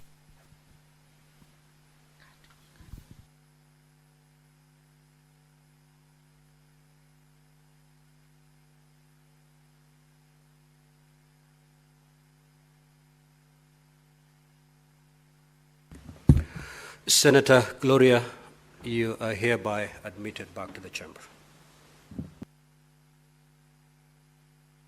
Senator Professor Ojenda, you may proceed to read your statement. Thank you, Mr. Speaker. I have a number of statements. I will quickly start with the first one. The first statement, Mr. Speaker, is on the state of media freedom and working conditions for journalists in Kisumu County. I rise pursuant to Standing Order 53-1 to seek a statement from the Standing Committee on Information, Communication and Technology regarding the state of media freedom and the working condition of journalists in Kisumu County, following the resignation of nearly half of the staffers at Color TV, a leading vernacular TV station based in Kisumu County, due to delayed salaries and poor working conditions. In the statement, the committee should, 1, provide details on the challenges faced by journalists in Kisumu County, including delayed salaries, poor working conditions, job insecurity, and any instances of intimidation or violations of press freedom. 2, clarify whether the Media Council of Kenya, MCK, and other relevant regulatory bodies have taken any steps to address the grievances of journalists at Color TV and other media houses facing similar difficulties. 3, indicate whether any investigations or interventions by labor rights organizations and media regulatory bodies are currently underway regarding the working conditions of journalists in Kisumu County. 4, explain the measures in place to ensure the sustainable funding and operations and stability of local media houses, especially in light of economic challenges affecting the industry. And lastly, provide details of any planned policy interventions or legislative measures aimed at safeguarding rights and welfare of journalists in Kenya, particularly in Kisumu County. Mr. Speaker, my second statement is on the discontinuation of the Higher Education Loans Board Student Loan Facility or HELP to students of Kenya School of Law. Mr. Speaker, I rise pursuant to Standing Order 53-1 to seek a statement from the Standing Committee on Education regarding the discontinuation of HELP loan facility to students of Kenya School of Law, KSL. In the statement, the committee should, 1, provide reasons for the discontinuation of HELP loan facility to students of KSL, stating whether any consultations were undertaken with key stakeholders that informed the decision. 2, set out the steps taken to reinstate the student loan facility to ensure continued support to many qualified but financially disadvantaged students currently undertaking or seeking admission to the Advocates Training Program, ATP, at KSL. 3, provide the possibility of introducing the alternative funding mechanisms, including the establishment of a dedicated government-managed student loan facility to cater for postgraduate students and others doing professional courses at ATP. Lastly, address other initiatives by the Ministry of Education, the Council of Legal Education, CLE, KSL, and HELP to address financial barriers to legal education, which include the requirement to pay 70% of tuition fees upfront, and whether KSL could consider adopting a staggered payment fee plan. Mr. Speaker, my third statement is on the financial sustainability, relevance, and the future of Postal Corporation of Kenya, POSTA. Mr. Speaker, I rise pursuant to Standing Order 53 to seek a statement from the Standing Committee on Information, Communication, and Technology regarding the financial sustainability, relevance, and future of Postal Corporation of Kenya in the digital era. Mr. Speaker, POSTA was once a vital communication and logistics hub in Kenya.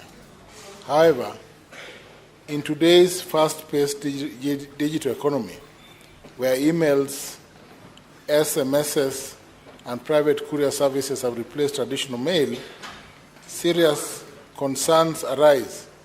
For Senator Agenda, what's your issue, Senator, for Kakamega? Keeping with my calling as the whip, I wish to appeal to you to allow me to briefly move up a small procedural motion regarding, Mr. Speaker, the issue of the chair. Honorable Speaker, I beg to move the following motion, that pursuant to Standing Order number 107, 1C of the Constitution, and Standing Order number 18, the Senate elects Senator Lelegwe Lutumbesi, MP, to preside over the sitting of the Senate for the remainder of the day. Today, Thursday, 20th March 2025, in the absence of the Speaker, the Deputy Speaker, and members of the Speaker's panel. I thank you, Mr. Speaker. And I request Senator Joyce Korir to second me.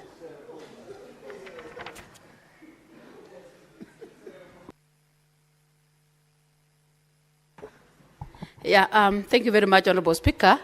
As read by my leader, able leader, I want to say that Honorable Lelegwe is up to the task, and I second. Now, Honorable Senators, as you're aware, the chair is human. And it is on record that the Deputy Speaker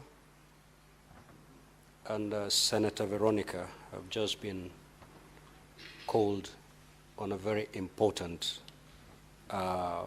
meeting, state meeting. Now, Senator Muma is in New York. Senator Haji just left today for Umrah.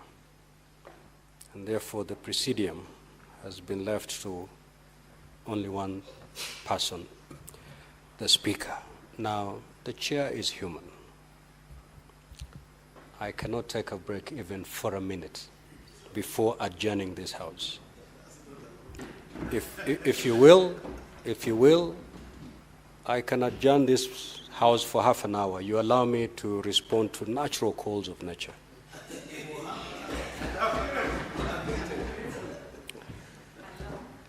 Or we don't interrupt flow of today's business by allowing Senator Lelegwe, MP, who has been on this chair previously, who is extremely familiar with the dealings of the chair, to take over here till the very end. This being a procedural motion, it need not be put to debate. So therefore, I'll proceed to put the question. That pursuant to Article 107, 1C of the Constitution, and Standing Order 18, the Senate elects Senator Lelegwe Tumbesi, MP, to preside over the sitting of the Senate for the remainder of the day, today, Thursday, the 20th of March, 2025, in the absence of the Speaker and the Deputy Speaker and the members of the Speaker's panel. Will as many as of that opinion say aye? Aye. Will as many as of the contrary opinion say nay? The ayes have it. Proceed, Prof. on the statement on financial sustainability, relevance, and future of Postal Corporation of Kenya. Mr. Speaker, Posta was once a vital communication and logistics hub in Kenya. However, in today's paced digital economy, where emails, SMSs, and private courier services have replaced traditional mail, serious concerns arise as to whether continued government investment in Posta is a prudent use of public resources. The corporation has faced several financial distress with a debt burden of Kenya shillings 9 billion and consistent dependence on government bailouts.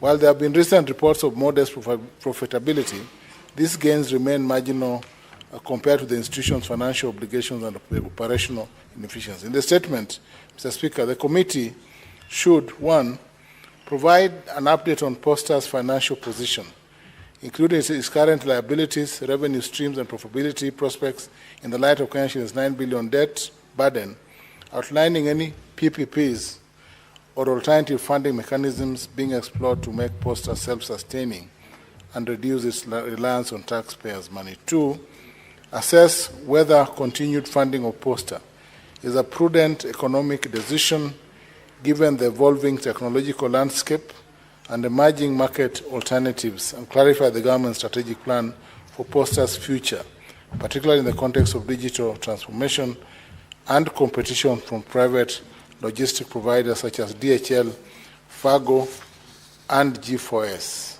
Lastly, Mr. Speaker, explain the status of Posta's modernization efforts, including its potential role in e-commerce, logistics, and digital government services, and state whether there are plans to restructure, privatize, phase out, considering its declining relevance and continued dependence on public funds. Mr. Speaker, the third statement is on the security of funds of members of circles or cooperative societies. Mr. Speaker, this statement has been read this afternoon by Mr. John Matthew. I will not read it again.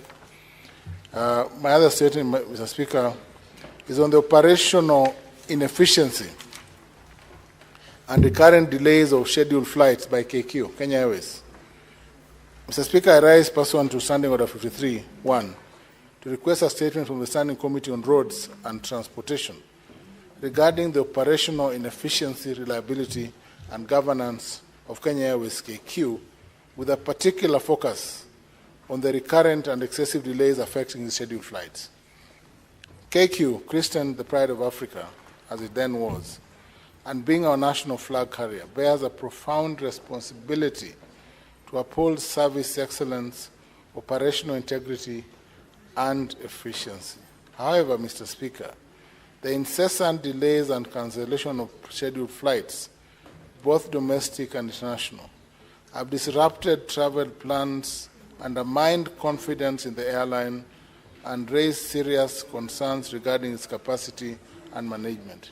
It is imperative, Mr. Speaker, that a thorough scrutiny is conducted to establish the root causes and provide a sustainable framework for corrective action. In this regard, Mr. Speaker, the committee should, 1, provide a detailed breakdown of the number of aircrafts owned and leased by KQ, their deployment for domestic and international routes, and the extent to which the available fleet meets the demands of air travel. 2, disclose the airline's ownership status, including principal shareholders, asset ownership, and the terms and duration and financial implications of leasing arrangements for aircraft and related operational equipment.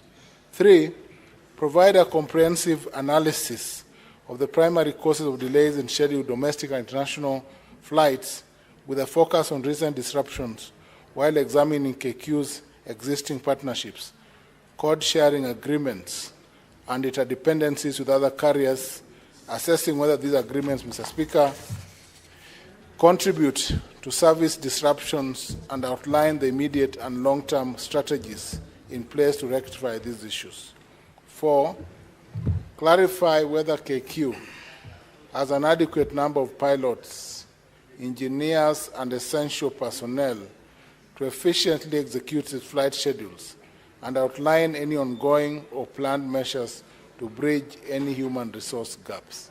5, outline the airline's protocols on passenger communication, compensation and service recovery when flights are delayed or cancelled, and evaluate whether these measures align with international best practices. And lastly, Mr. Speaker, confirm KQ's compliance with the Kenya Civil Aviation Authority, KCA regulations, and any penalties or corrective directives issued due to operational shortcomings. Mr. Speaker, my next statement is on the safety of adequacy of administrative units in Kisumu County.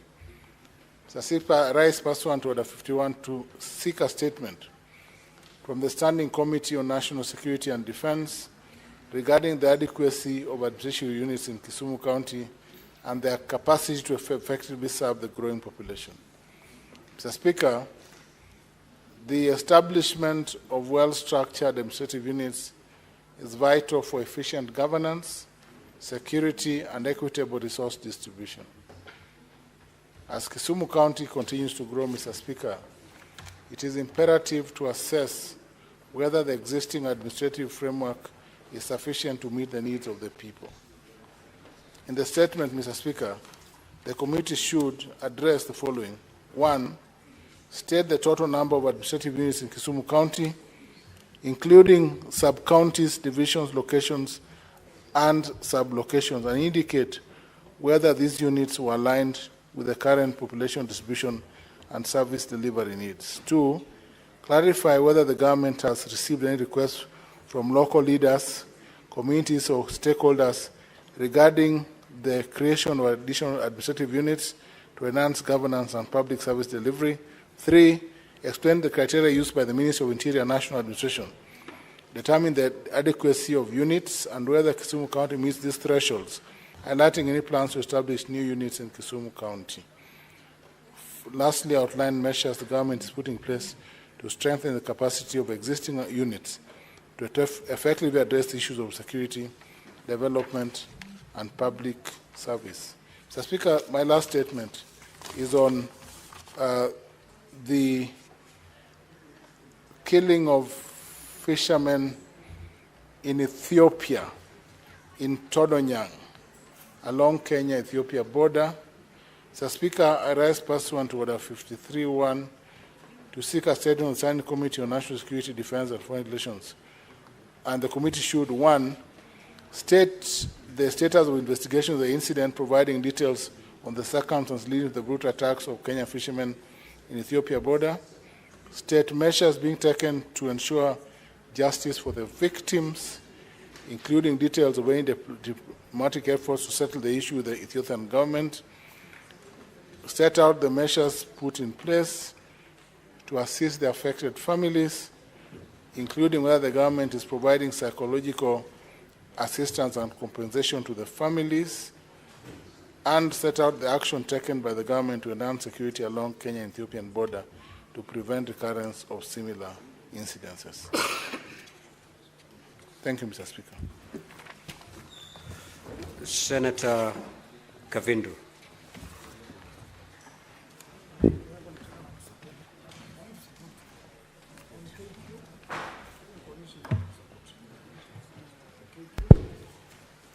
Thank you, Mr. Speaker, for this opportunity.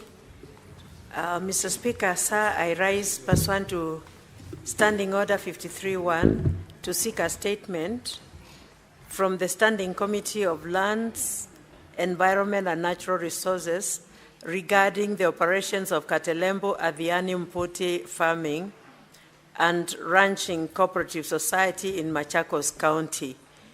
In the statement, the committee should, 1, table the original survey map of the area measuring 11,967 hectares occupied by the Katelembo Adhiani Mputi Farming and Ranching Cooperative Society in Machakos County, including all the areas designated for public utility. 2, provide the original ballot allotment lists of the land, disclosing details of all allottees of the land and their respective plot numbers. 3, assess the authenticity of the title deeds in all other documents related to the land, including survey plans, multation forms, and deed plans.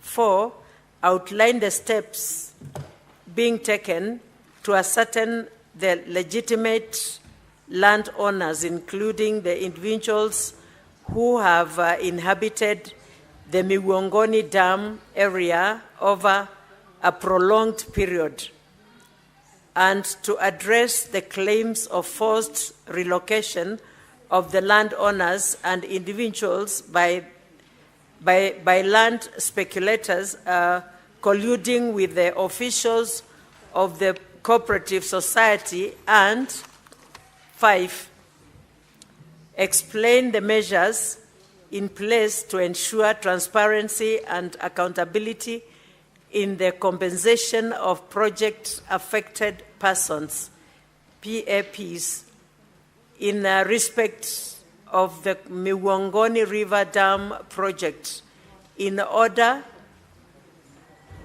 to ensure rightful compensation of legitimate landowners in the long-term inhabitation of the Miwongoni Dam area. Senator Agnes Kavindu Mudhama MP, Senator Machakos. Another statement, Mr. Speaker. Mr. Speaker, sir, I rise pursuant to Standing Order 53-1 to seek a statement from the Standing Committee of Health regarding the acute blood shortage in the country. In the statement, the committee should address the following. 1, the current state of blood transfusion services in the country, including details of available blood banks and laboratories reagents. 2, the reasons behind the persistent blood shortage in the country and the measures currently being taken by the Ministry of Health and the Kenya Blood Transfusion and Transplant Services, KBTTS, to ensure the consistent availability of blood transfusion services and blood reagents in the country. And 3, the measures and strategies in place to enhance public education and awareness campaigns regarding the reluctance of Kenyans to donate blood, and to demystify the reasons, myths, and beliefs that may lead to this reluctance. Senator Agnes Kavindu, MP, Machakos County.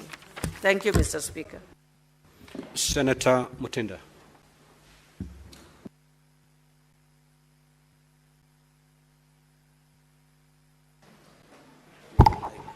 Thank you. Mr. Speaker, sir, I rise pursuant to Standing Order 53-1 to seek a statement from the Standing Committee of Finance and Budget in regards to the delayed response of commercial banks lending rates to changes in the central bank rate. In the statement, the committee should address the following. 1, the factors contributing to the delayed response of commercial banks lending rates to changes in the central bank rate.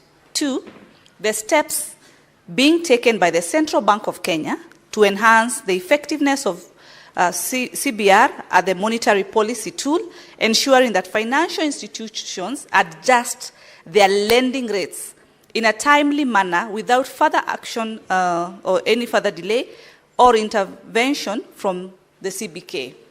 3, recommendations on policies and practices that CBK could adopt from the Federal Reserve in the United States of America European Central Bank, and the Bank of England to ensure seamless economic adjustments in response to changes in the monetary policy. Thank you, Mr. Speaker. Senator Chute.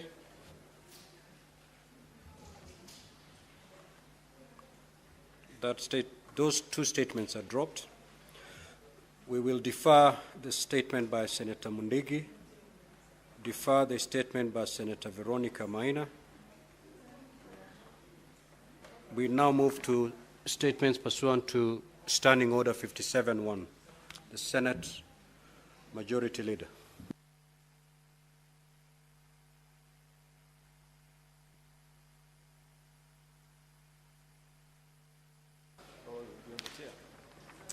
Mr. Speaker, sir, this is a statement pursuant to Standing Order number 57-1, which is to present the business for the week commencing Tuesday, the 1st of April 2025, when we resume from recess.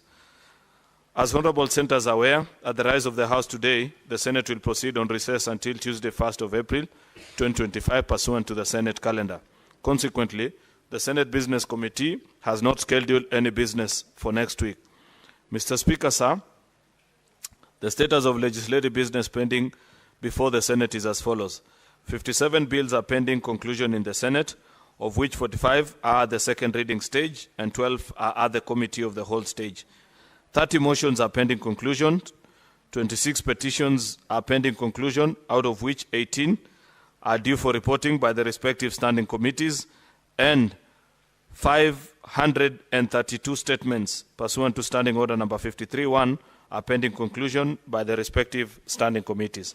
Upon the resumption of regular sittings on Tuesday, 1st of April 2024, the SBC will meet to consider the business for the week. The tentative business for that day will include business not concluded from today's order paper, as well as business indicated in the notice paper. The tentative business for the morning sitting on Wednesday, 2nd April, will include the schedule of questions to the Cabinet Secretaries as approved by the Senate Business Committee, as well as motions. The questions include A, question number 2 to the CS for Foreign Affairs and Diaspora, question number 7 to the CS for Cooperatives, number 42 also to the same CS, number 34 to the CS for National Treasury, number 35 to the National Treasury, and 48, as well as question number 37 to the Cabinet Secretary in the Ministry of Environment, Climate Change and Forest. The tentative business for the afternoon sitting on Wednesday, 2nd April 2025, will include business not concluded from Tuesday's order paper and the following. Bills, which is a Statutory Instruments Amendment Bill, the County Wards Equitable Development Bill, County Statistics Bill, County Government State Officers Removal Procedures Bill, the Creative Economy Support Bill, the Livestock Protection and Sustainability Bill, the County Governments Amendment Bill. The bills are the Committee of the Whole is County Public Finance Laws, the Street Vendors Protection Bill, Land Amendment Bill, Cooperative Societies, Establishment of the National Teaching and Referral Hospitals in Kenya, Consolidation of Bursary Funds for the Equitable Access to Education in Kenya.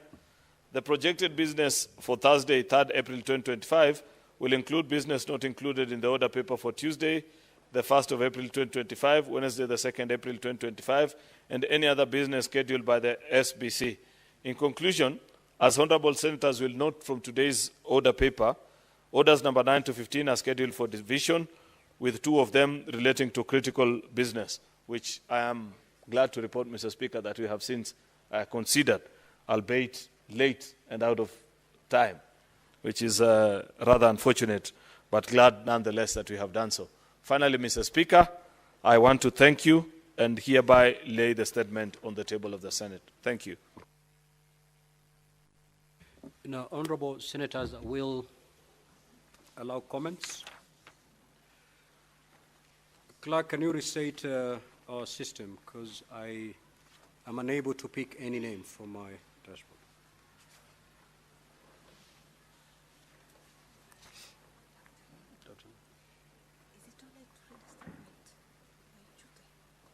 No, we've passed. Where were you? He just sent me the message just now. Tunachoka kwanza. Just tell him when the message came, we had long passed. Yeah, compared to the speaker was willing, but we had long passed. Okay, honorable senators, we will allow comments on the statements that have been requested. Senator Essie. Thank you, Mr. Speaker. I would wish to know whether you are agreed to comments on the general statement that Senator Methu gave on the 50th anniversary. Yes, pursuant to Standing Order number 1, I will allow comments on that particular statement. Thank you for that consideration. I might not be conversant with very many of the events then, but then as a student of history, I read a lot about the late JM Kariuki, and most of the activities then influence our politics currently.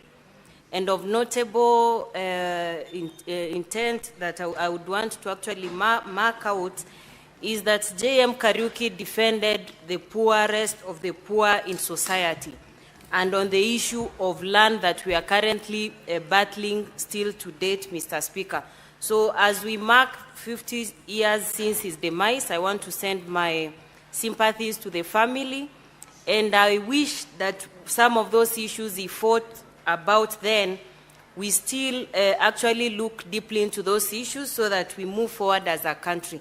Mr. Speaker, I also want to comment on the statement by Senator Methu and Senator Professor Ojenda on HELB loan. Mr. Speaker, I'm a beneficiary of the HELB loan. So once students miss the HELB loan, it's actually affecting them in terms of accommodation, meals. We have students who are coming from very poor backgrounds who are relying on these monies to support them, Mr. Speaker. Imagine a situation where students who are not able to get this money, they are not able even to report back to their universities and places of study. So, Mr. Speaker, on that note, I would also wish to encourage beneficiaries of the HELB loan to pay back. Once you've been able to successfully get a job, make it a point of urgency to pay back that money so that other students from very needy areas can benefit from this loan. And finally, I want to support the statement by Senator Sifuna on delayed capitation to schools. Mr. Speaker, heads of schools are having a very hard time. I do not even know how they are going to prevent strikes, because we are not going to expect heads of school to use their own money to run the school. So I want to implore the government that we prioritize sending capitation to school so that heads of school can pay even support staff money, can provide food for the students so that we are able to keep our students in school. Thank you, Mr. Speaker. Senator Manzo. Thank you, Mr. Speaker, for giving me an opportunity to comment. I will wish to begin with a statement by Honorable Ojenda in relation to delayed flights of KQ. Mr. Speaker, it is true that Kenyans traveling can get very inconvenienced, but at times this happens when something goes wrong with an aircraft or it fails to take off from another destination and therefore disrupts the rest of the events of the flights. And then also a flight takes off, develops problems airborne, and comes back. And that happened one time, Mr. Speaker, to the flight to New York. And people were stranded at the airport, although efforts were made to make them comfortable for many, many hours, and eventually messed up the whole schedule of the New York flights, which we was a big favor from the American government so that it could make travel easy. And therefore, Mr. Speaker, there is a need to make sure that the management is assisted by this House to make sure that our destination is reliable and the people wish to use our branded aircraft. The second issue is on the abduction of the chiefs by Mariam. Mr. Speaker, it is very surprising that up to today, chiefs who are first security people, who are usually accompanied by police officers who are armed, who are going to plan an event, where the president is going to visit a part of Kenya, and which is a very serious security issue, even for the president himself, get abducted, and up to today have never been recovered either by the armed forces or the police forces, Mr. Speaker. That means if a chief who is well secured in an area in northeastern can be abducted, then any Kenyan there, or even any Kenyan in Kenya, can easily be abducted and they find themselves outside jurisdiction. Mr. Speaker, I think this is a very important petition, and we should really do our level best as a House to make sure, first and foremost, these chiefs are found alive and safe, and to make sure that Kenyans are safe in the country. And the biggest responsibility goes to the President, the Defense Forces, and the Ministry of Interior. Every effort should have been made by now to make sure they are back. However, abductions are not a new thing in the country. We've battled with quite a number recently. We had an MCA who was abducted 8 months ago and was released recently. The circumstances have not yet been explained. And our own Senator Mutata had a huge squad to his house, ready to abduct him in one of the evenings, but luckily he had left the place. Therefore, any one of us can have trouble. The final one is the one by Honorable Kavindu, in terms of, in relation to the farming cooperative, where land is being stolen right, left, center, and where even there's a dam called Miwongo, where I had an opportunity to visit with my sister, Senator Kavindu, and then I realized for those who are about to be compensated, those pieces of land have been interchanged with others, because the government is about to compensate residents so that they could have a huge dam. And therefore, scrupulous people have exchanged the plot numbers and want to benefit while the real owner goes away without benefit. And I think this House needs to rein hard on that so that justice is done to the people. I thank you, Mr. Speaker. I support. Senator Boni. Mr. Speaker, I would like to join the Senator of Nyandarua, the family of Josiah Mwangi Kariuki, his friends and relatives, in celebrating the 50th anniversary of his passing on. And Mr. Speaker, as I do so, I want to affirm that we have a unique opportunity as government to refuse a repeat of what led to the death of JM Kariuki. And the best way to do it, Mr. Speaker, is to end the culture of abductions and extrajudicial killings, because it was in exactly the same manner that Mwangi Kariuki was picked from the Hilton Hotel and he went and met his death in Ngong. Mr. Speaker, the pain the family went through, this House should be part of it, because we brought shame. It is in this House that the Vice President announced that JM was alive and he had gone to Zambia. Mr. Speaker, it is also in this House that the Commission of Inquiry was ordered by the then President that they expunge the names of the people who had killed JM. Mr. Speaker, borrowing a leaf from what has happened in the US, i.e., the truth surrounding the killing of John F. Kennedy has now come out clearly. We have an opportunity now for the truth to come out about these senior officers in government who killed Josiah Mwangi Kariuki. Mr. Speaker, it's good we guide Senator Medhu to see whether there's a way we can do so that we push for this truth to come to light. And Mr. Speaker, integrity is everything. I know, not many might know, but a member of the cabinet, Henry Pius Masinde Muliro, former MP of Kitale East, quit his job as a minister because he said he could not sitting government that the prop had indicated had a part in the killing of JM Kariuki. Mr. Speaker, my second comment is on the matter raised by Senator Catherine Muma about the position of mathematics in our new education system. I want to appeal to us politicians and the rest of the Kenyans that this matter must be left to professionals.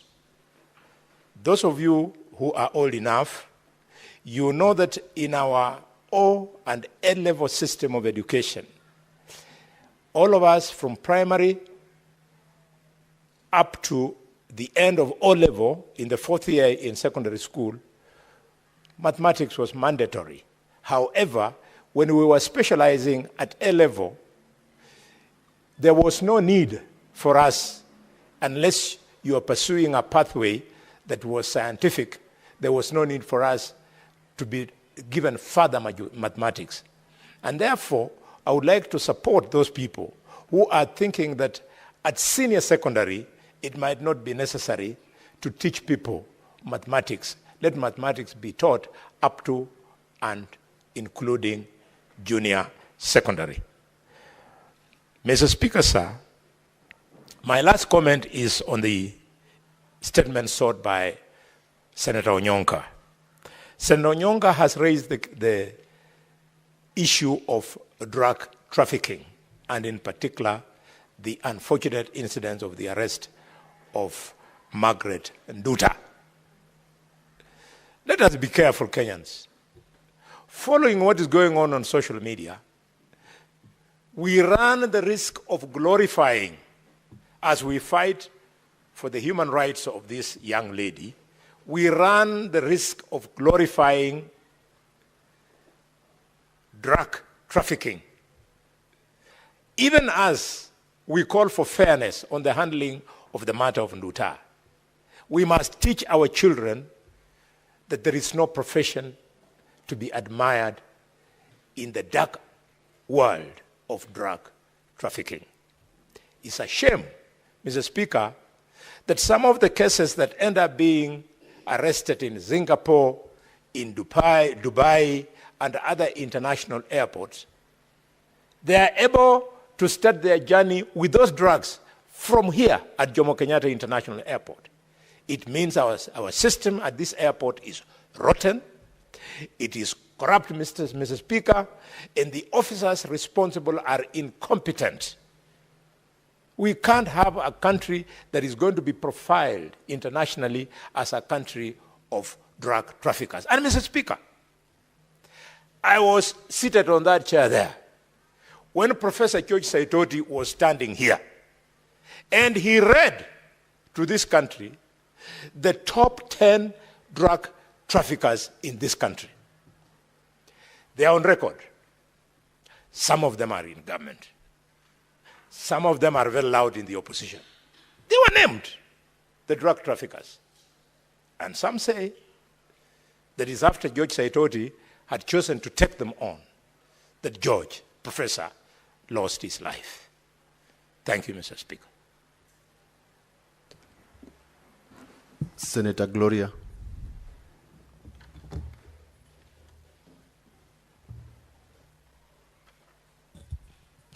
Thank you, Mr. Speaker. I would like to comment on Senator Hamida Kibwana's statement about the shutdown of the Kenya Health Information System owing to the departure of USAID from the country. Mr. Speaker, it is very unfortunate that we are living in difficult times. I think this is this is an example to show that as much as we are accepting aid and as much as we are saying that it is okay to have donors and all these international organizations supporting us in one way or another, Mr. Speaker, as you are aware, this is a very vital system. The Kenya Health Information System is a system that was holding data, medical data, health data of Kenyans. And it is that same system that is used to even have a foresight or focus on outbreaks and all sorts of sensitive things, Mr. Speaker. And owing to the departure of USAID, you can see now the system has been shut down. And the questions that Senator Hamida Kibwana are asking should actually open our eyes in terms of who are we trusting our systems, or who are we trusting some of our development projects with, even if it is international organizations. You can see that one of the questions that is being asked, Mr. Speaker, and that is why I want to highlight this so that Kenyans can understand, is that she's seeking to find out whether the Ministry of Health had an exit strategy or a handover process to ensure the continuity of the health data management. Mr. Speaker, I have always spoken about resiliency plans in terms of our programs, in terms of our systems, IT or otherwise. And right now we are in a situation where we don't even know if our health data has been accessed by third parties. We are in a situation where we do not have a resiliency plan, Mr. Speaker, and that can only mean that, God forbid, if we have an outbreak today, we might not even be able to do what is necessary to curb that outbreak and put in measures to ensure that Kenyans are safe. So, Mr. Speaker, as we are seeking to find out what is happening with that system now that USAID has left, I think it is also imperative that our Ministry of ICT might be able to ensure that some of these sensitive dockets or programs or projects, as much as we accept the funding, we should be in control, Mr. Speaker. Mr. Speaker, I also want to add my voice on Senator Richard Onyonka's statement in terms of the policy on the decision to remove mathematics as a compulsory subject. Mr. Speaker, it is, we all say and we all joke that we never use algebra in life. And we are always saying that some of the mathematics that we learned all the way to high school has never been applicable to our day-to-day life. But, Mr. Speaker, we also have to appreciate that as we are moving to the competence-based curriculum, mathematics is actually an essential part of our lives, Mr. Speaker. Even just to start this session here, we always have to count if we have quorum, Mr. Speaker.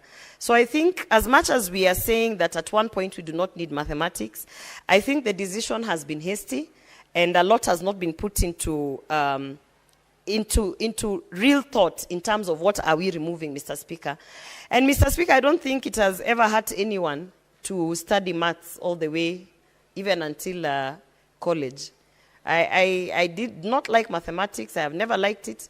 But once in a while, I start to appreciate why I was in some of those very complicated classes, Mr. Speaker, because sometimes even on the applications of the bases and the themes that we learn in the mathematics, you never get to appreciate until you are out there in the industry, whether even in communications, whether in engineering, architecture, whatever, and you are forced in a situation where you have to apply some level of thinking that we acquired during those mathematics classes. So I think that was a hasty decision, and I do hope that as we are seeking inquiries as to what led to this policy and how we can further make our curriculum efficient, I do want to say that we must appreciate that, yes, we do not apply algebra everywhere, but some of the things that we are taught in mathematics are actually applicable in life, and I think it is a basis of our day-to-day lives in the different forums that we are. Thank you, Mr. Speaker.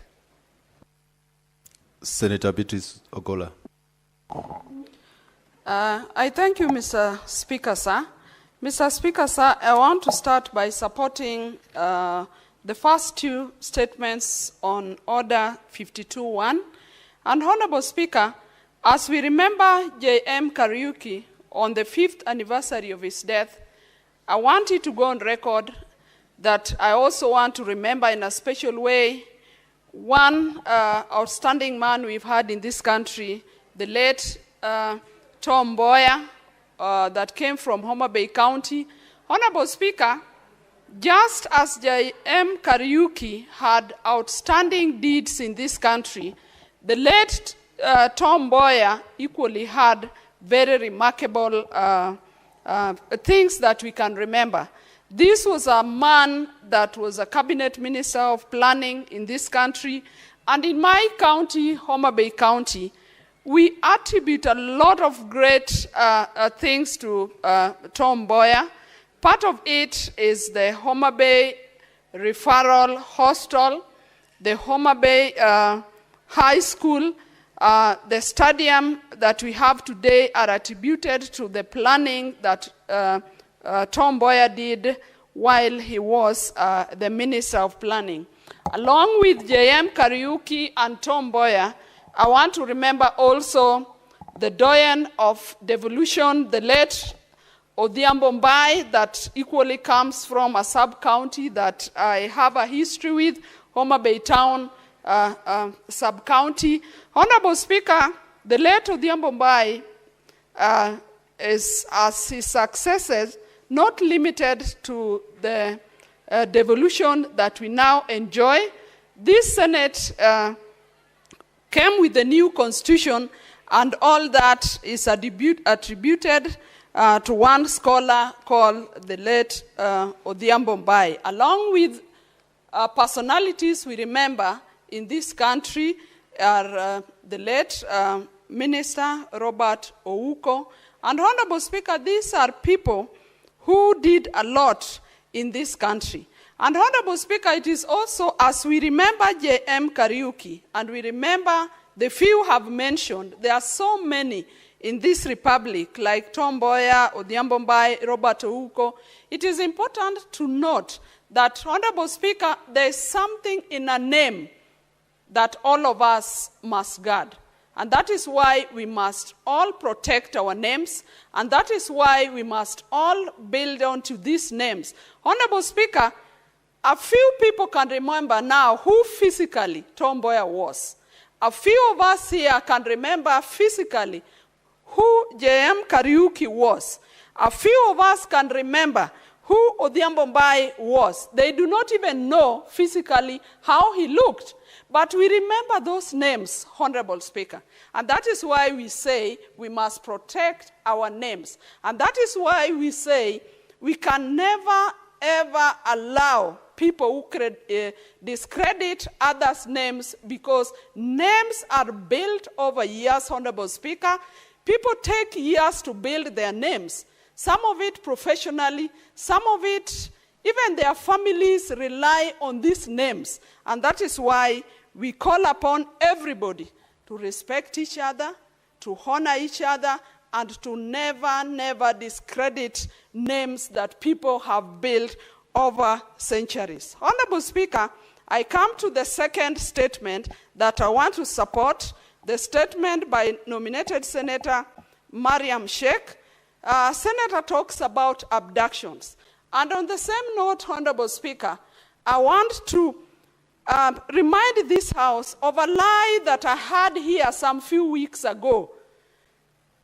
One of us came to say that Raila Amolo Odinga did not mention the issue of abductions until we had a function of our prayers that was just few days to his going for the elections in Addis Ababa. Honorable Speaker, I want to put this record straight.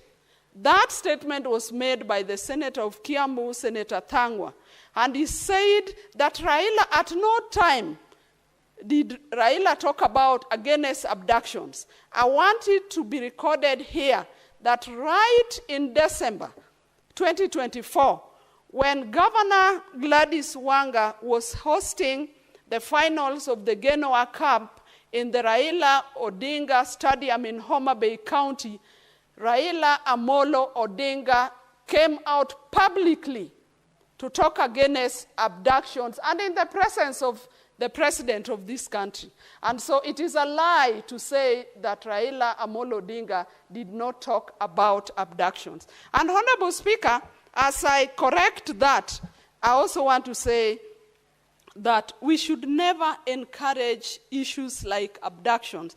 That in this country, we should encourage diverse thinking. And when people speak out their mind, and that is in the constitution of this country, the Constitution 2010, they must be heard, Honorable Speaker, and abduction should be treated as a criminal offense, Honorable Speaker.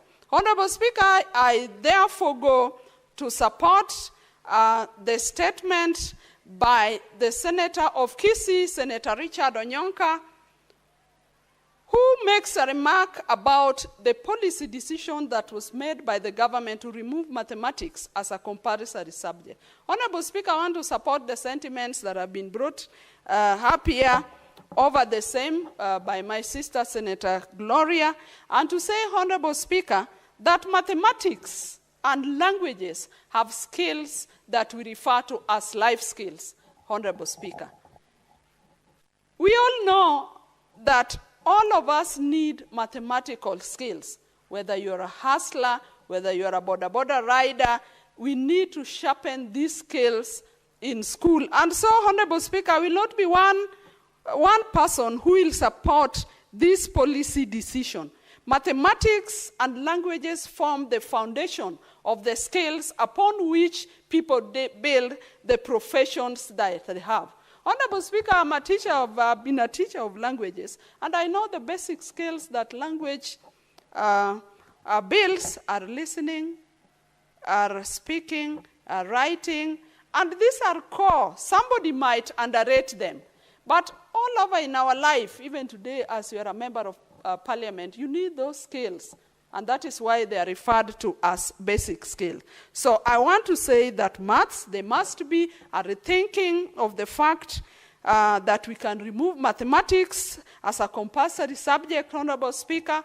And so I want to say that that decision, there should be a consultation, public consultation, even before that is implemented. Honorable Speaker, I come to the statement by the Senator for Nairobi County. This is a statement that is regarding the delayed remittance of school capitation by the National Treasury.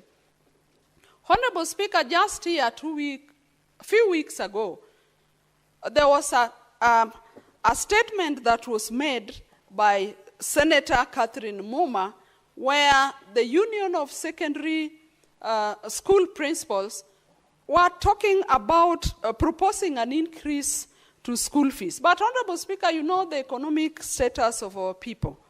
All we are saying, and in that statement, Honorable Speaker, there were two factors that were considered: the late disbursement of funds from the National Treasury and a review of the capitation of schools. Honorable Speaker, success is not instant coffee. There must be an investment into the success that we require in our schools. A lot of managers and head teachers and teachers in general take their time, Honorable Speaker, in the education of our children. And as I remember, Honorable Speaker, there's a big percentage that the government must contribute, even as parents also subsidize school payment, Honorable Speaker. And we've often seen, Honorable Speaker, in the budgets of the Ministry of Education, we've seen monies that are allocated to our school. All we are saying is that these monies must be disbursed in time, Honorable Speaker, if we want success, or if we want our students to learn in time. The schools can only be efficient and effective if some of these funds are disbursed to them in time, Honorable Speaker. We all know that schools have a calendar, Honorable Speaker. They have a calendar which must be followed. Even there are term dates which must be followed. And all the activities that happen in school, Honorable Speaker, happen because of certain resources that are given to the schools.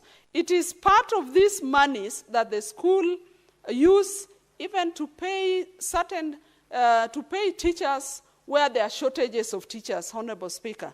It is some of this funding that the schools use to even build some of the infrastructure in schools, Honorable Speaker.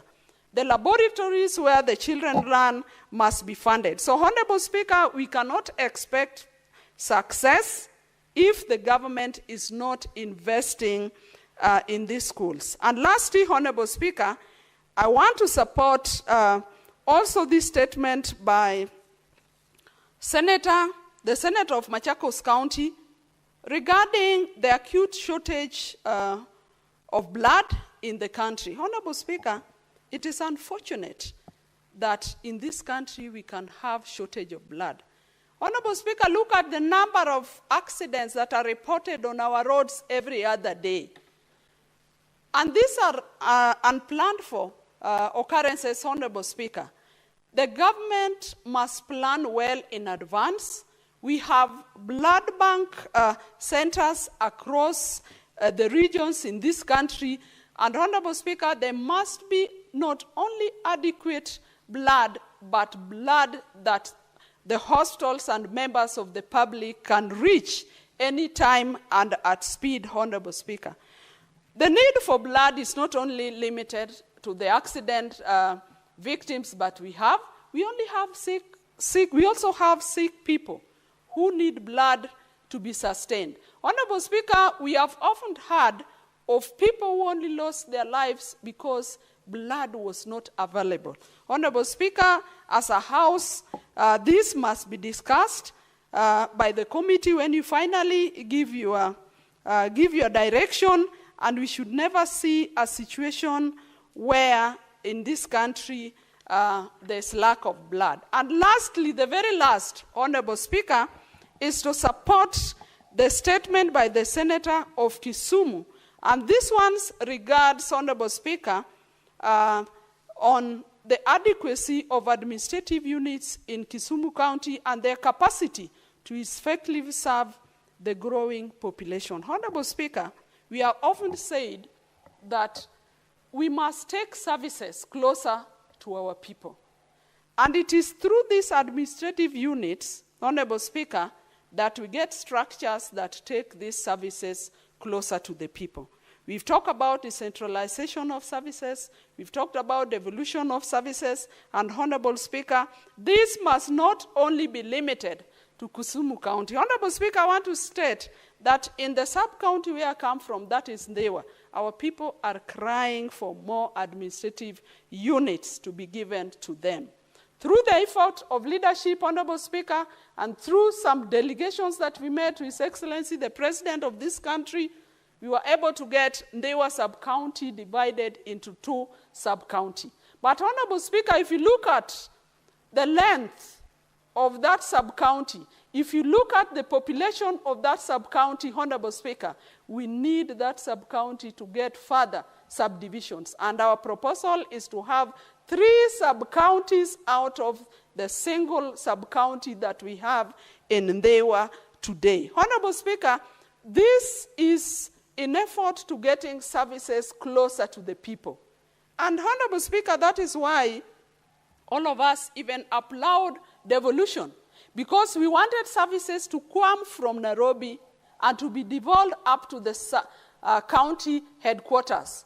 And we are saying those services must not only be limited to the county headquarters. Honorable Speaker, these services must go down past the sub-county headquarters, up to the wards, and even up to the villages. So, Honorable Speaker, I support this in the spirit of efficiency, in the spirit of availability, and in the spirit of equity of services to our people, Honorable Speaker. Thank you, Honorable Speaker, for giving me that opportunity. Senator Gloria Robba.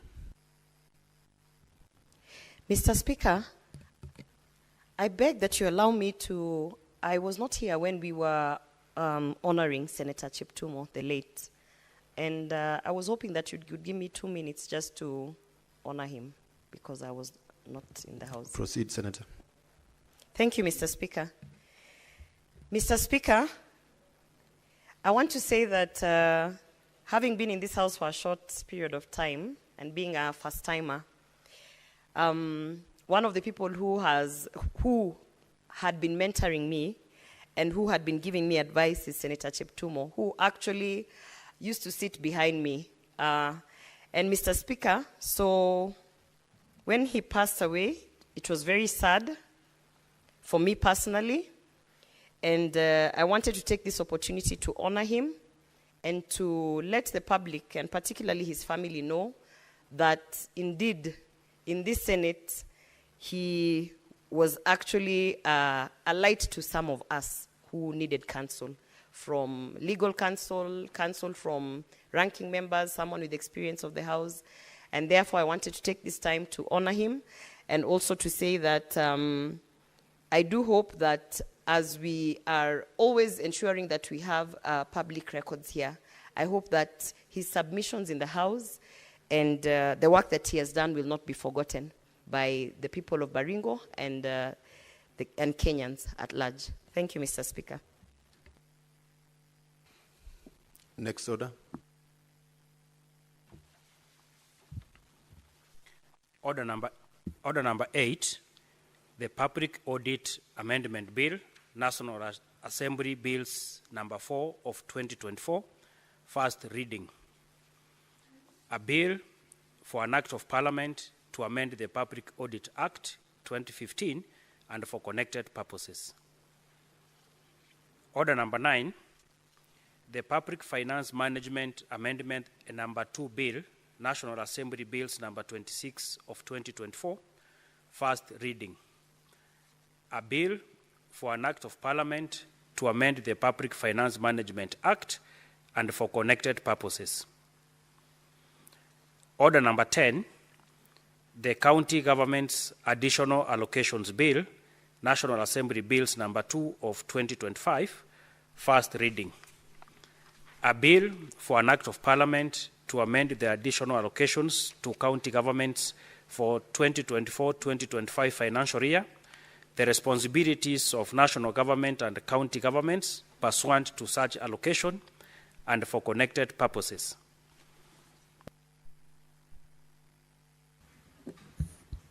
Next order. Order number 20, motion, consideration of the joint report of the National Assembly Departmental Committee on Justice and Legal Affairs and the Senate Standing Committee on Justice, Legal Affairs and Human Rights on its consideration of the report of the National Dialogue Committee, NADCO, and the report of the Multisectoral Working Group on the realization of the 2/3 gender principle. Resumption of debate.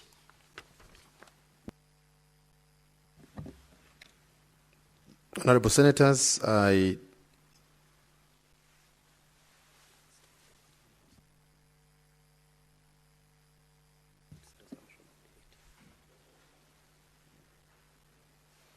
Senator Beatrice Ogola. Honorable Speaker, I rise to support this motion. And especially, Honorable Speaker, I want to applaud the leadership of this country, especially the two leading lights, His Excellency the President and the Right Honorable Prime Minister. Honorable Speaker, it is not for any reason that I want to indicate that I'm proud of these two gentlemen. Honorable Speaker, this is a discussion that came from the NADCO report. And the NADCO report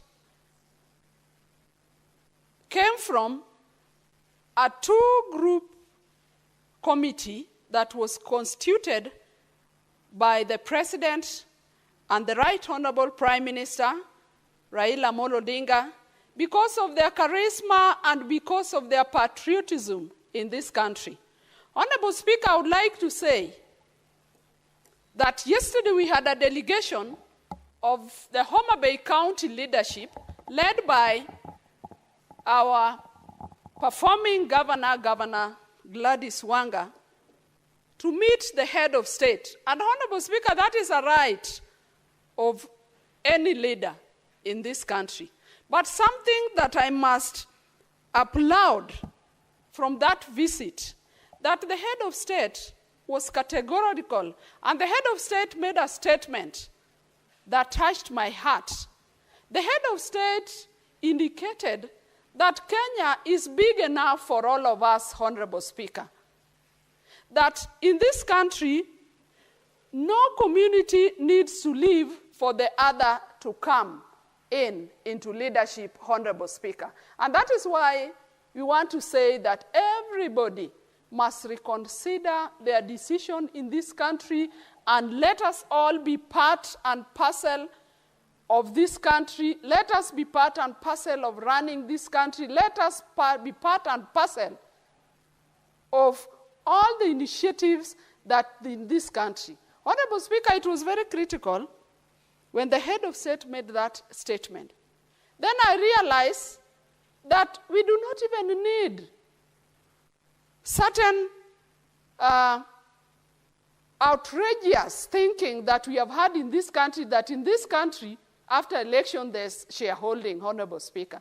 That there are people who must be in, and they must own this country in certain percentages. Honorable Speaker, I want to declare that Kenya is for all Kenyans, and we must all be part of the running of this country. And we want to tell anybody who thinks that you can only be there alone, and we want to convince everybody that we do not need some communities to leave government in order for some to get in. We need everybody in this country, and possibly that is the reason why this country is still holding up. Honorable Speaker, after that delegation to the head of state, we also equally, as the leadership of my county, met the Right Honorable Prime Minister Raila Amolo Odinga. And in our discussion, Honorable Speaker, the Prime Minister, the Right Honorable Prime Minister told us that we all belong to this country, that we can all be comfortable in this country. And in this country, we all need each other in this country. And so he went ahead to say that nobody should be uncomfortable because somebody is part of this government, because we all belong and we all have some space. And Honorable Speaker, now come back to the NADCO report. And I want to say that I want to support from the word go that in this country we must implement the 2/3 gender rule. In our discussion with the president was very emphatic. I saw a man who had a vision for this country, a man who wants to carry everybody in this country, a man who does not want to leave the youth behind, a man who does not want to leave women behind, a man who does not want to leave any quarter behind, because he believes that in this country we are all equal and we all belong to Kenya. And the president promised us in that delegation that one thing he will see to its fruitful end is that we must implement the 2/3 gender rule. Honorable Speaker, why do we want a country where we have women forming over 55% and we do not want them to have equal measure of seats in leadership at all levels, at all structures of decision-making, Honorable Speaker?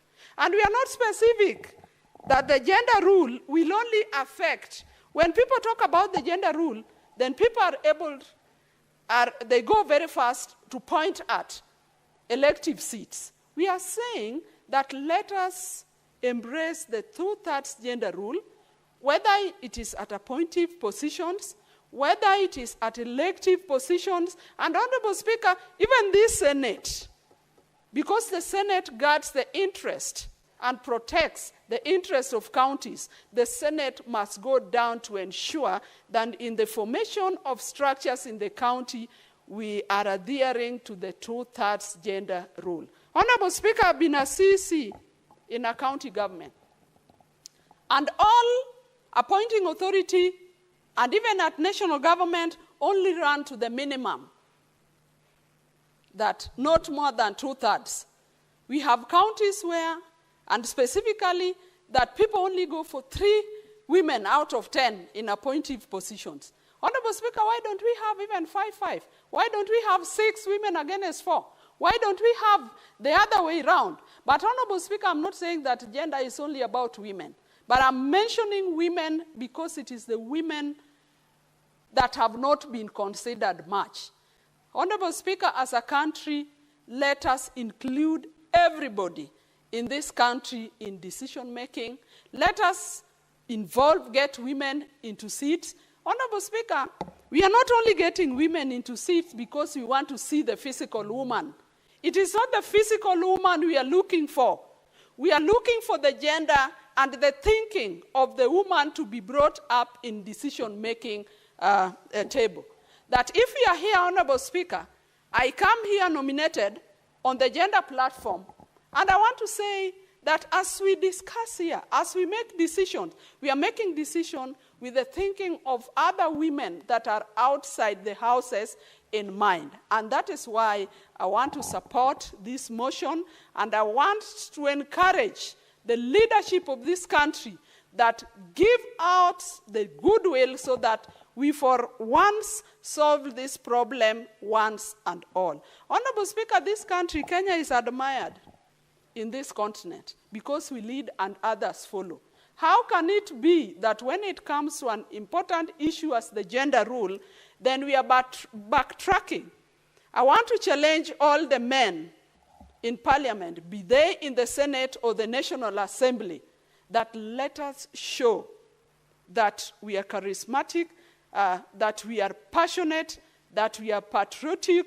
Because, Honorable Speaker, you cannot live with people as your wives. Live with them as your sisters. Live them as your daughters. Like them as your daughters. Like them as your wives. Like them as your sisters. And you do not like them getting into positions. So, Honorable Speaker, I want to support this motion, and I want to support all that was discussed in the NADCO report. And as I rest, Honorable Speaker, I want to appreciate the two leaders that saw to it that it is through negotiations that we can solve a lot of conflict. Honorable Speaker, as I support this motion, I want also to say that as we break for recess, Honorable Speaker, our people down at the counties are looking forward to their leaders visiting them, to share with them the challenges that they go through.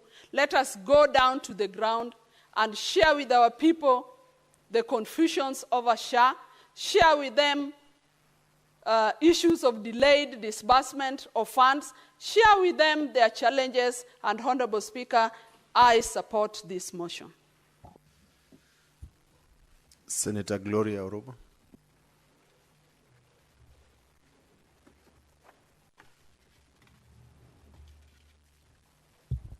Thank you, Mr. Speaker. I rise to support this motion on the two-third gender rule and this report that was tabled. Mr. Speaker, I am a beneficiary of the affirmative action, Mr. Speaker. I am a beneficiary in the sense that I have been nominated in the Senate based on an affirmative action that was passed to ensure that we have equal representation of both men and women in spaces such as the National Assembly and the Senate, Mr. Speaker. Mr. Speaker, I have read through the report on the two-third gender rule and what has been submitted, Mr. Speaker. And while I have a contrary opinion to some of the proposals that are in there, Mr. Speaker, I generally support that we must have more representation of both genders, equal representation of both genders in all the spaces, be it the cabinet, be it the parliament, in all the spaces where decisions are being made about lives that, that influence our actions in our society, Mr. Speaker.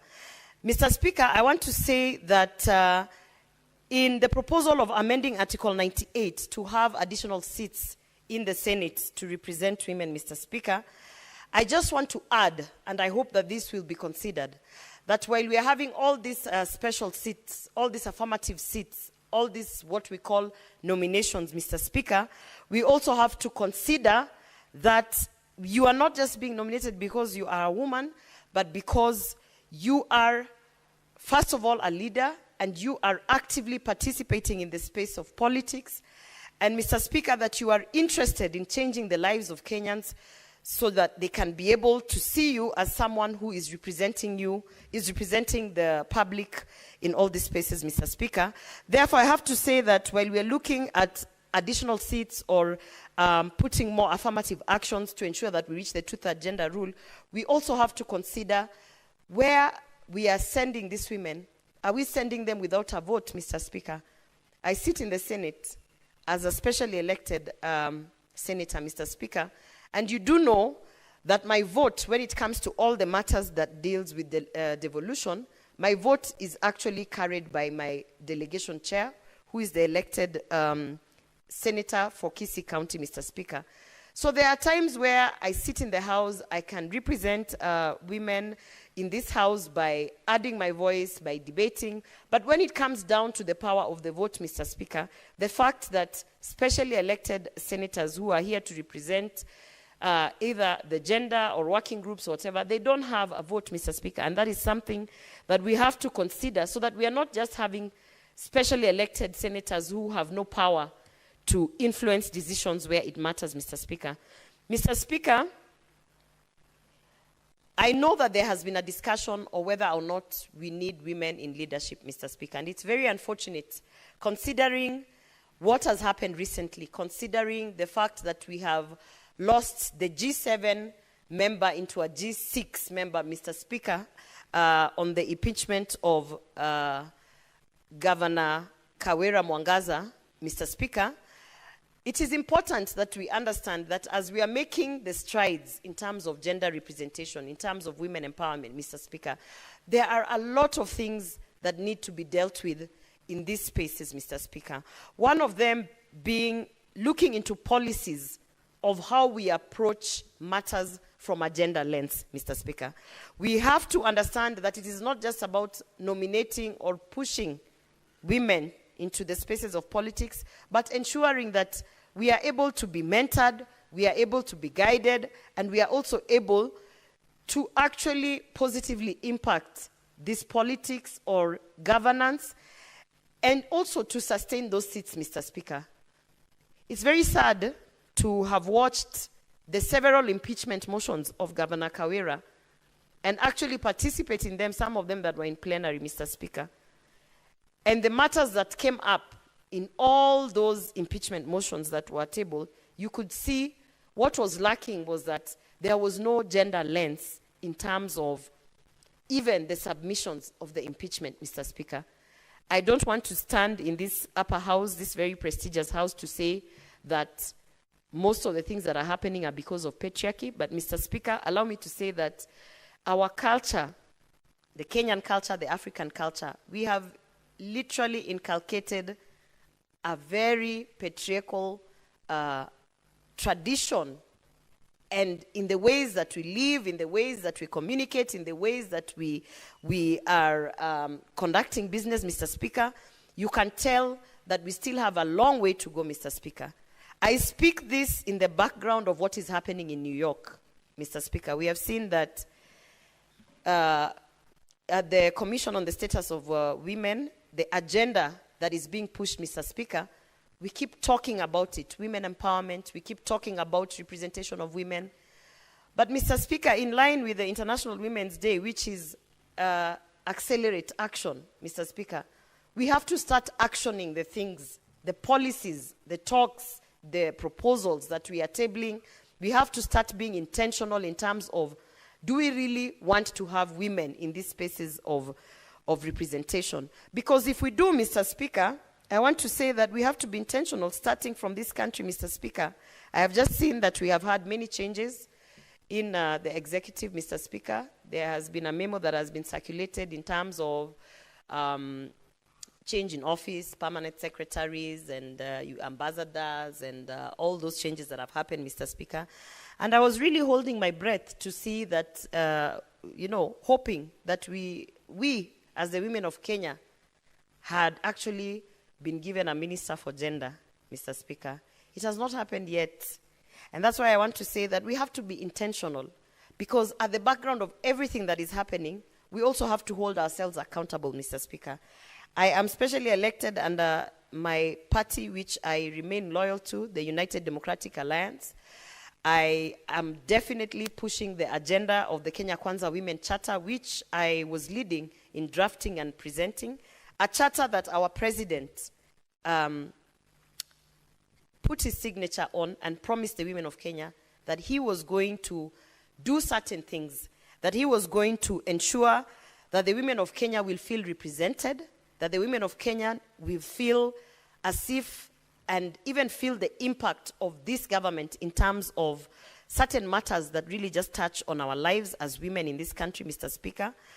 I cannot belabor the point on what has been happening on the front of femicide and all the gender-based violence reports and those that have not even been reported, Mr. Speaker. We have lost so many women when it comes to gender-based violence, Mr. Speaker. We have spoken about the things that we need to do.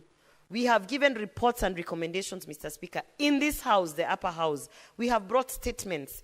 We have actually summoned the cabinet secretaries. We had our cabinet secretary for Interior, who is now the Deputy President, Kithure Kindiki. Mr. Speaker, we have even had pronunciations being made by the President, Mr. Speaker. But I want to ask a question, Mr. Speaker. Are we really intentional as a country? Are we really intentional in terms of ending GBV, all forms of GBV, be it the violence that is meted during the intimate partner violence situations, be it the female genital mutilation, Mr. Speaker, all forms of violence, online cyberbullying, Mr. Speaker, that is meted on women. Are we actually intentional? What have we done as a government that actually signed a women's charter and promised women to stand and make sure that the women of Kenya are represented, Mr. Speaker? So even as I support this motion, this report under NADCO, even as I say that I really look forward to seeing this being, executed, Mr. Speaker, I remain hopeful, but I also am very cautious that we are not just going to end up as a talk shop, Mr. Speaker. One of the things that I always tell the President, who happens to be my party leader as well, is that, yes, we are stubborn, Mr. Speaker. I am stubborn, Mr. Speaker. I speak up, I appear to be very arrogant, and I appear to be very adamant on certain issues, Mr. Speaker.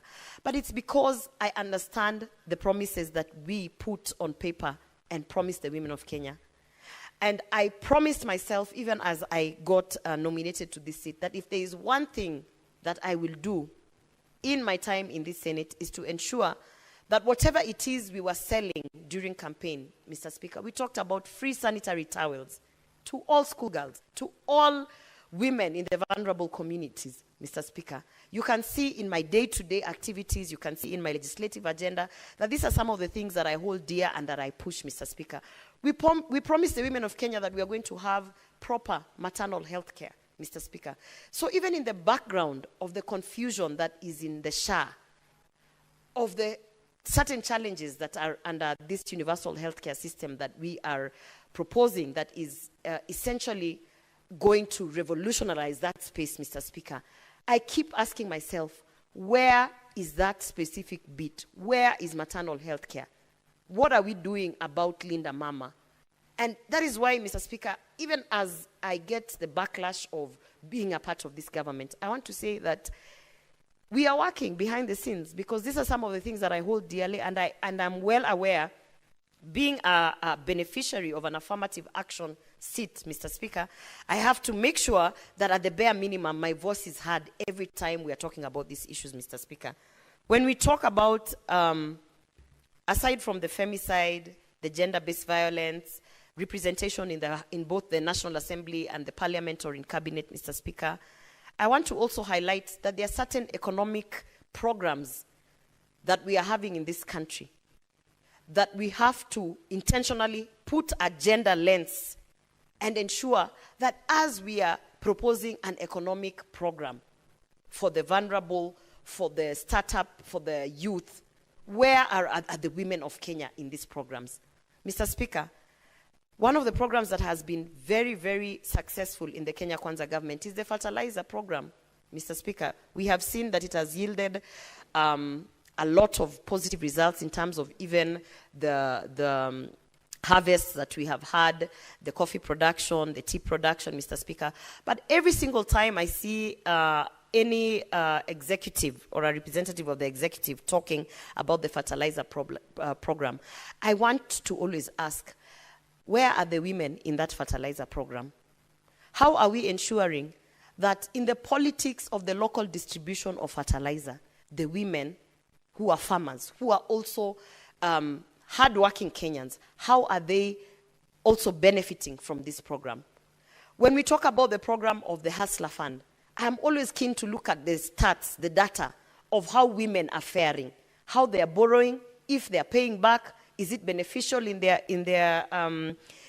businesses, Mr. Speaker? Every single program, including now the diaspora jobs, which have been introduced, which I see the Minister of Labor going around and campaigning and telling the youth to come about. I'm always asking, how are the women of Kenya being represented in those programs?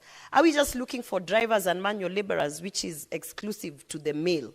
Are we just saying that we want to line up all the young men because we want to take them to be manual laborers because they are strong and they have muscles? Where are the women of Kenya in that program, Mr. Speaker?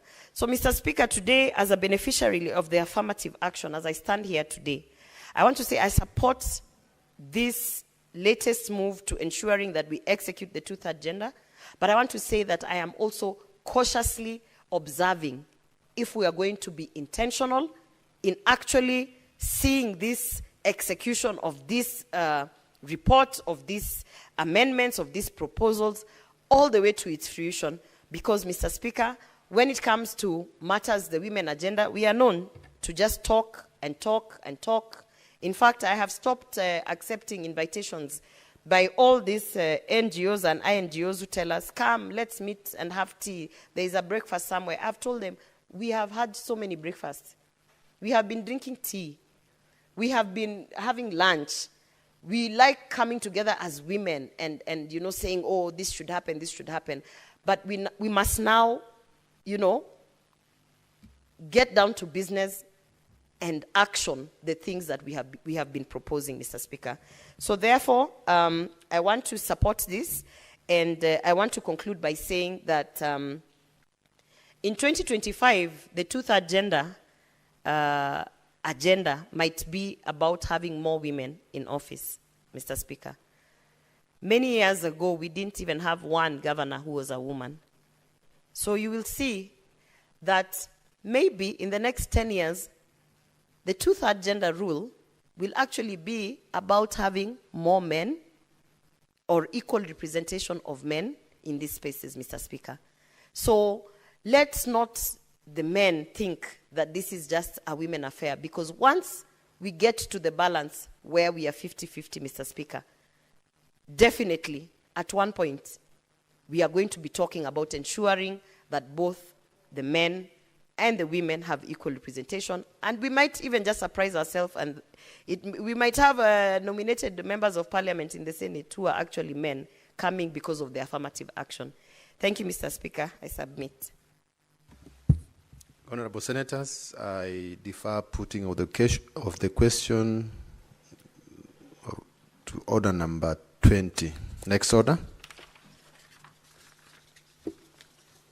Order number 21, motion, report of the 9th Interparliamentary Union, IPU, Global Conference of Young Parliamentarians held in Hanoi, Vietnam, from 15th to 17th of September 2023. Resumption of debate. I defer putting of the question. Next order.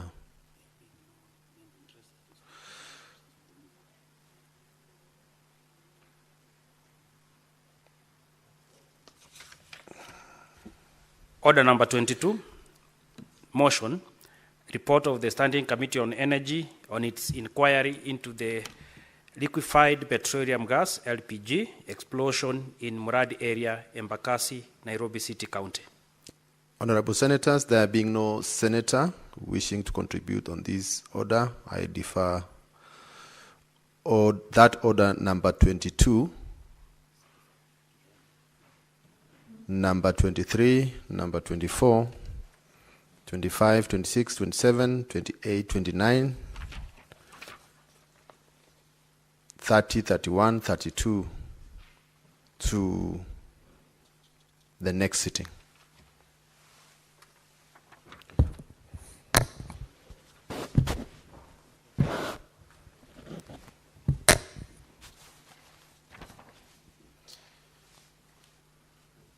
Honorable Senators, there being no other business on the order paper, the Senate stands adjourned until Tuesday, 1st April 2025 at 2:30 p.m.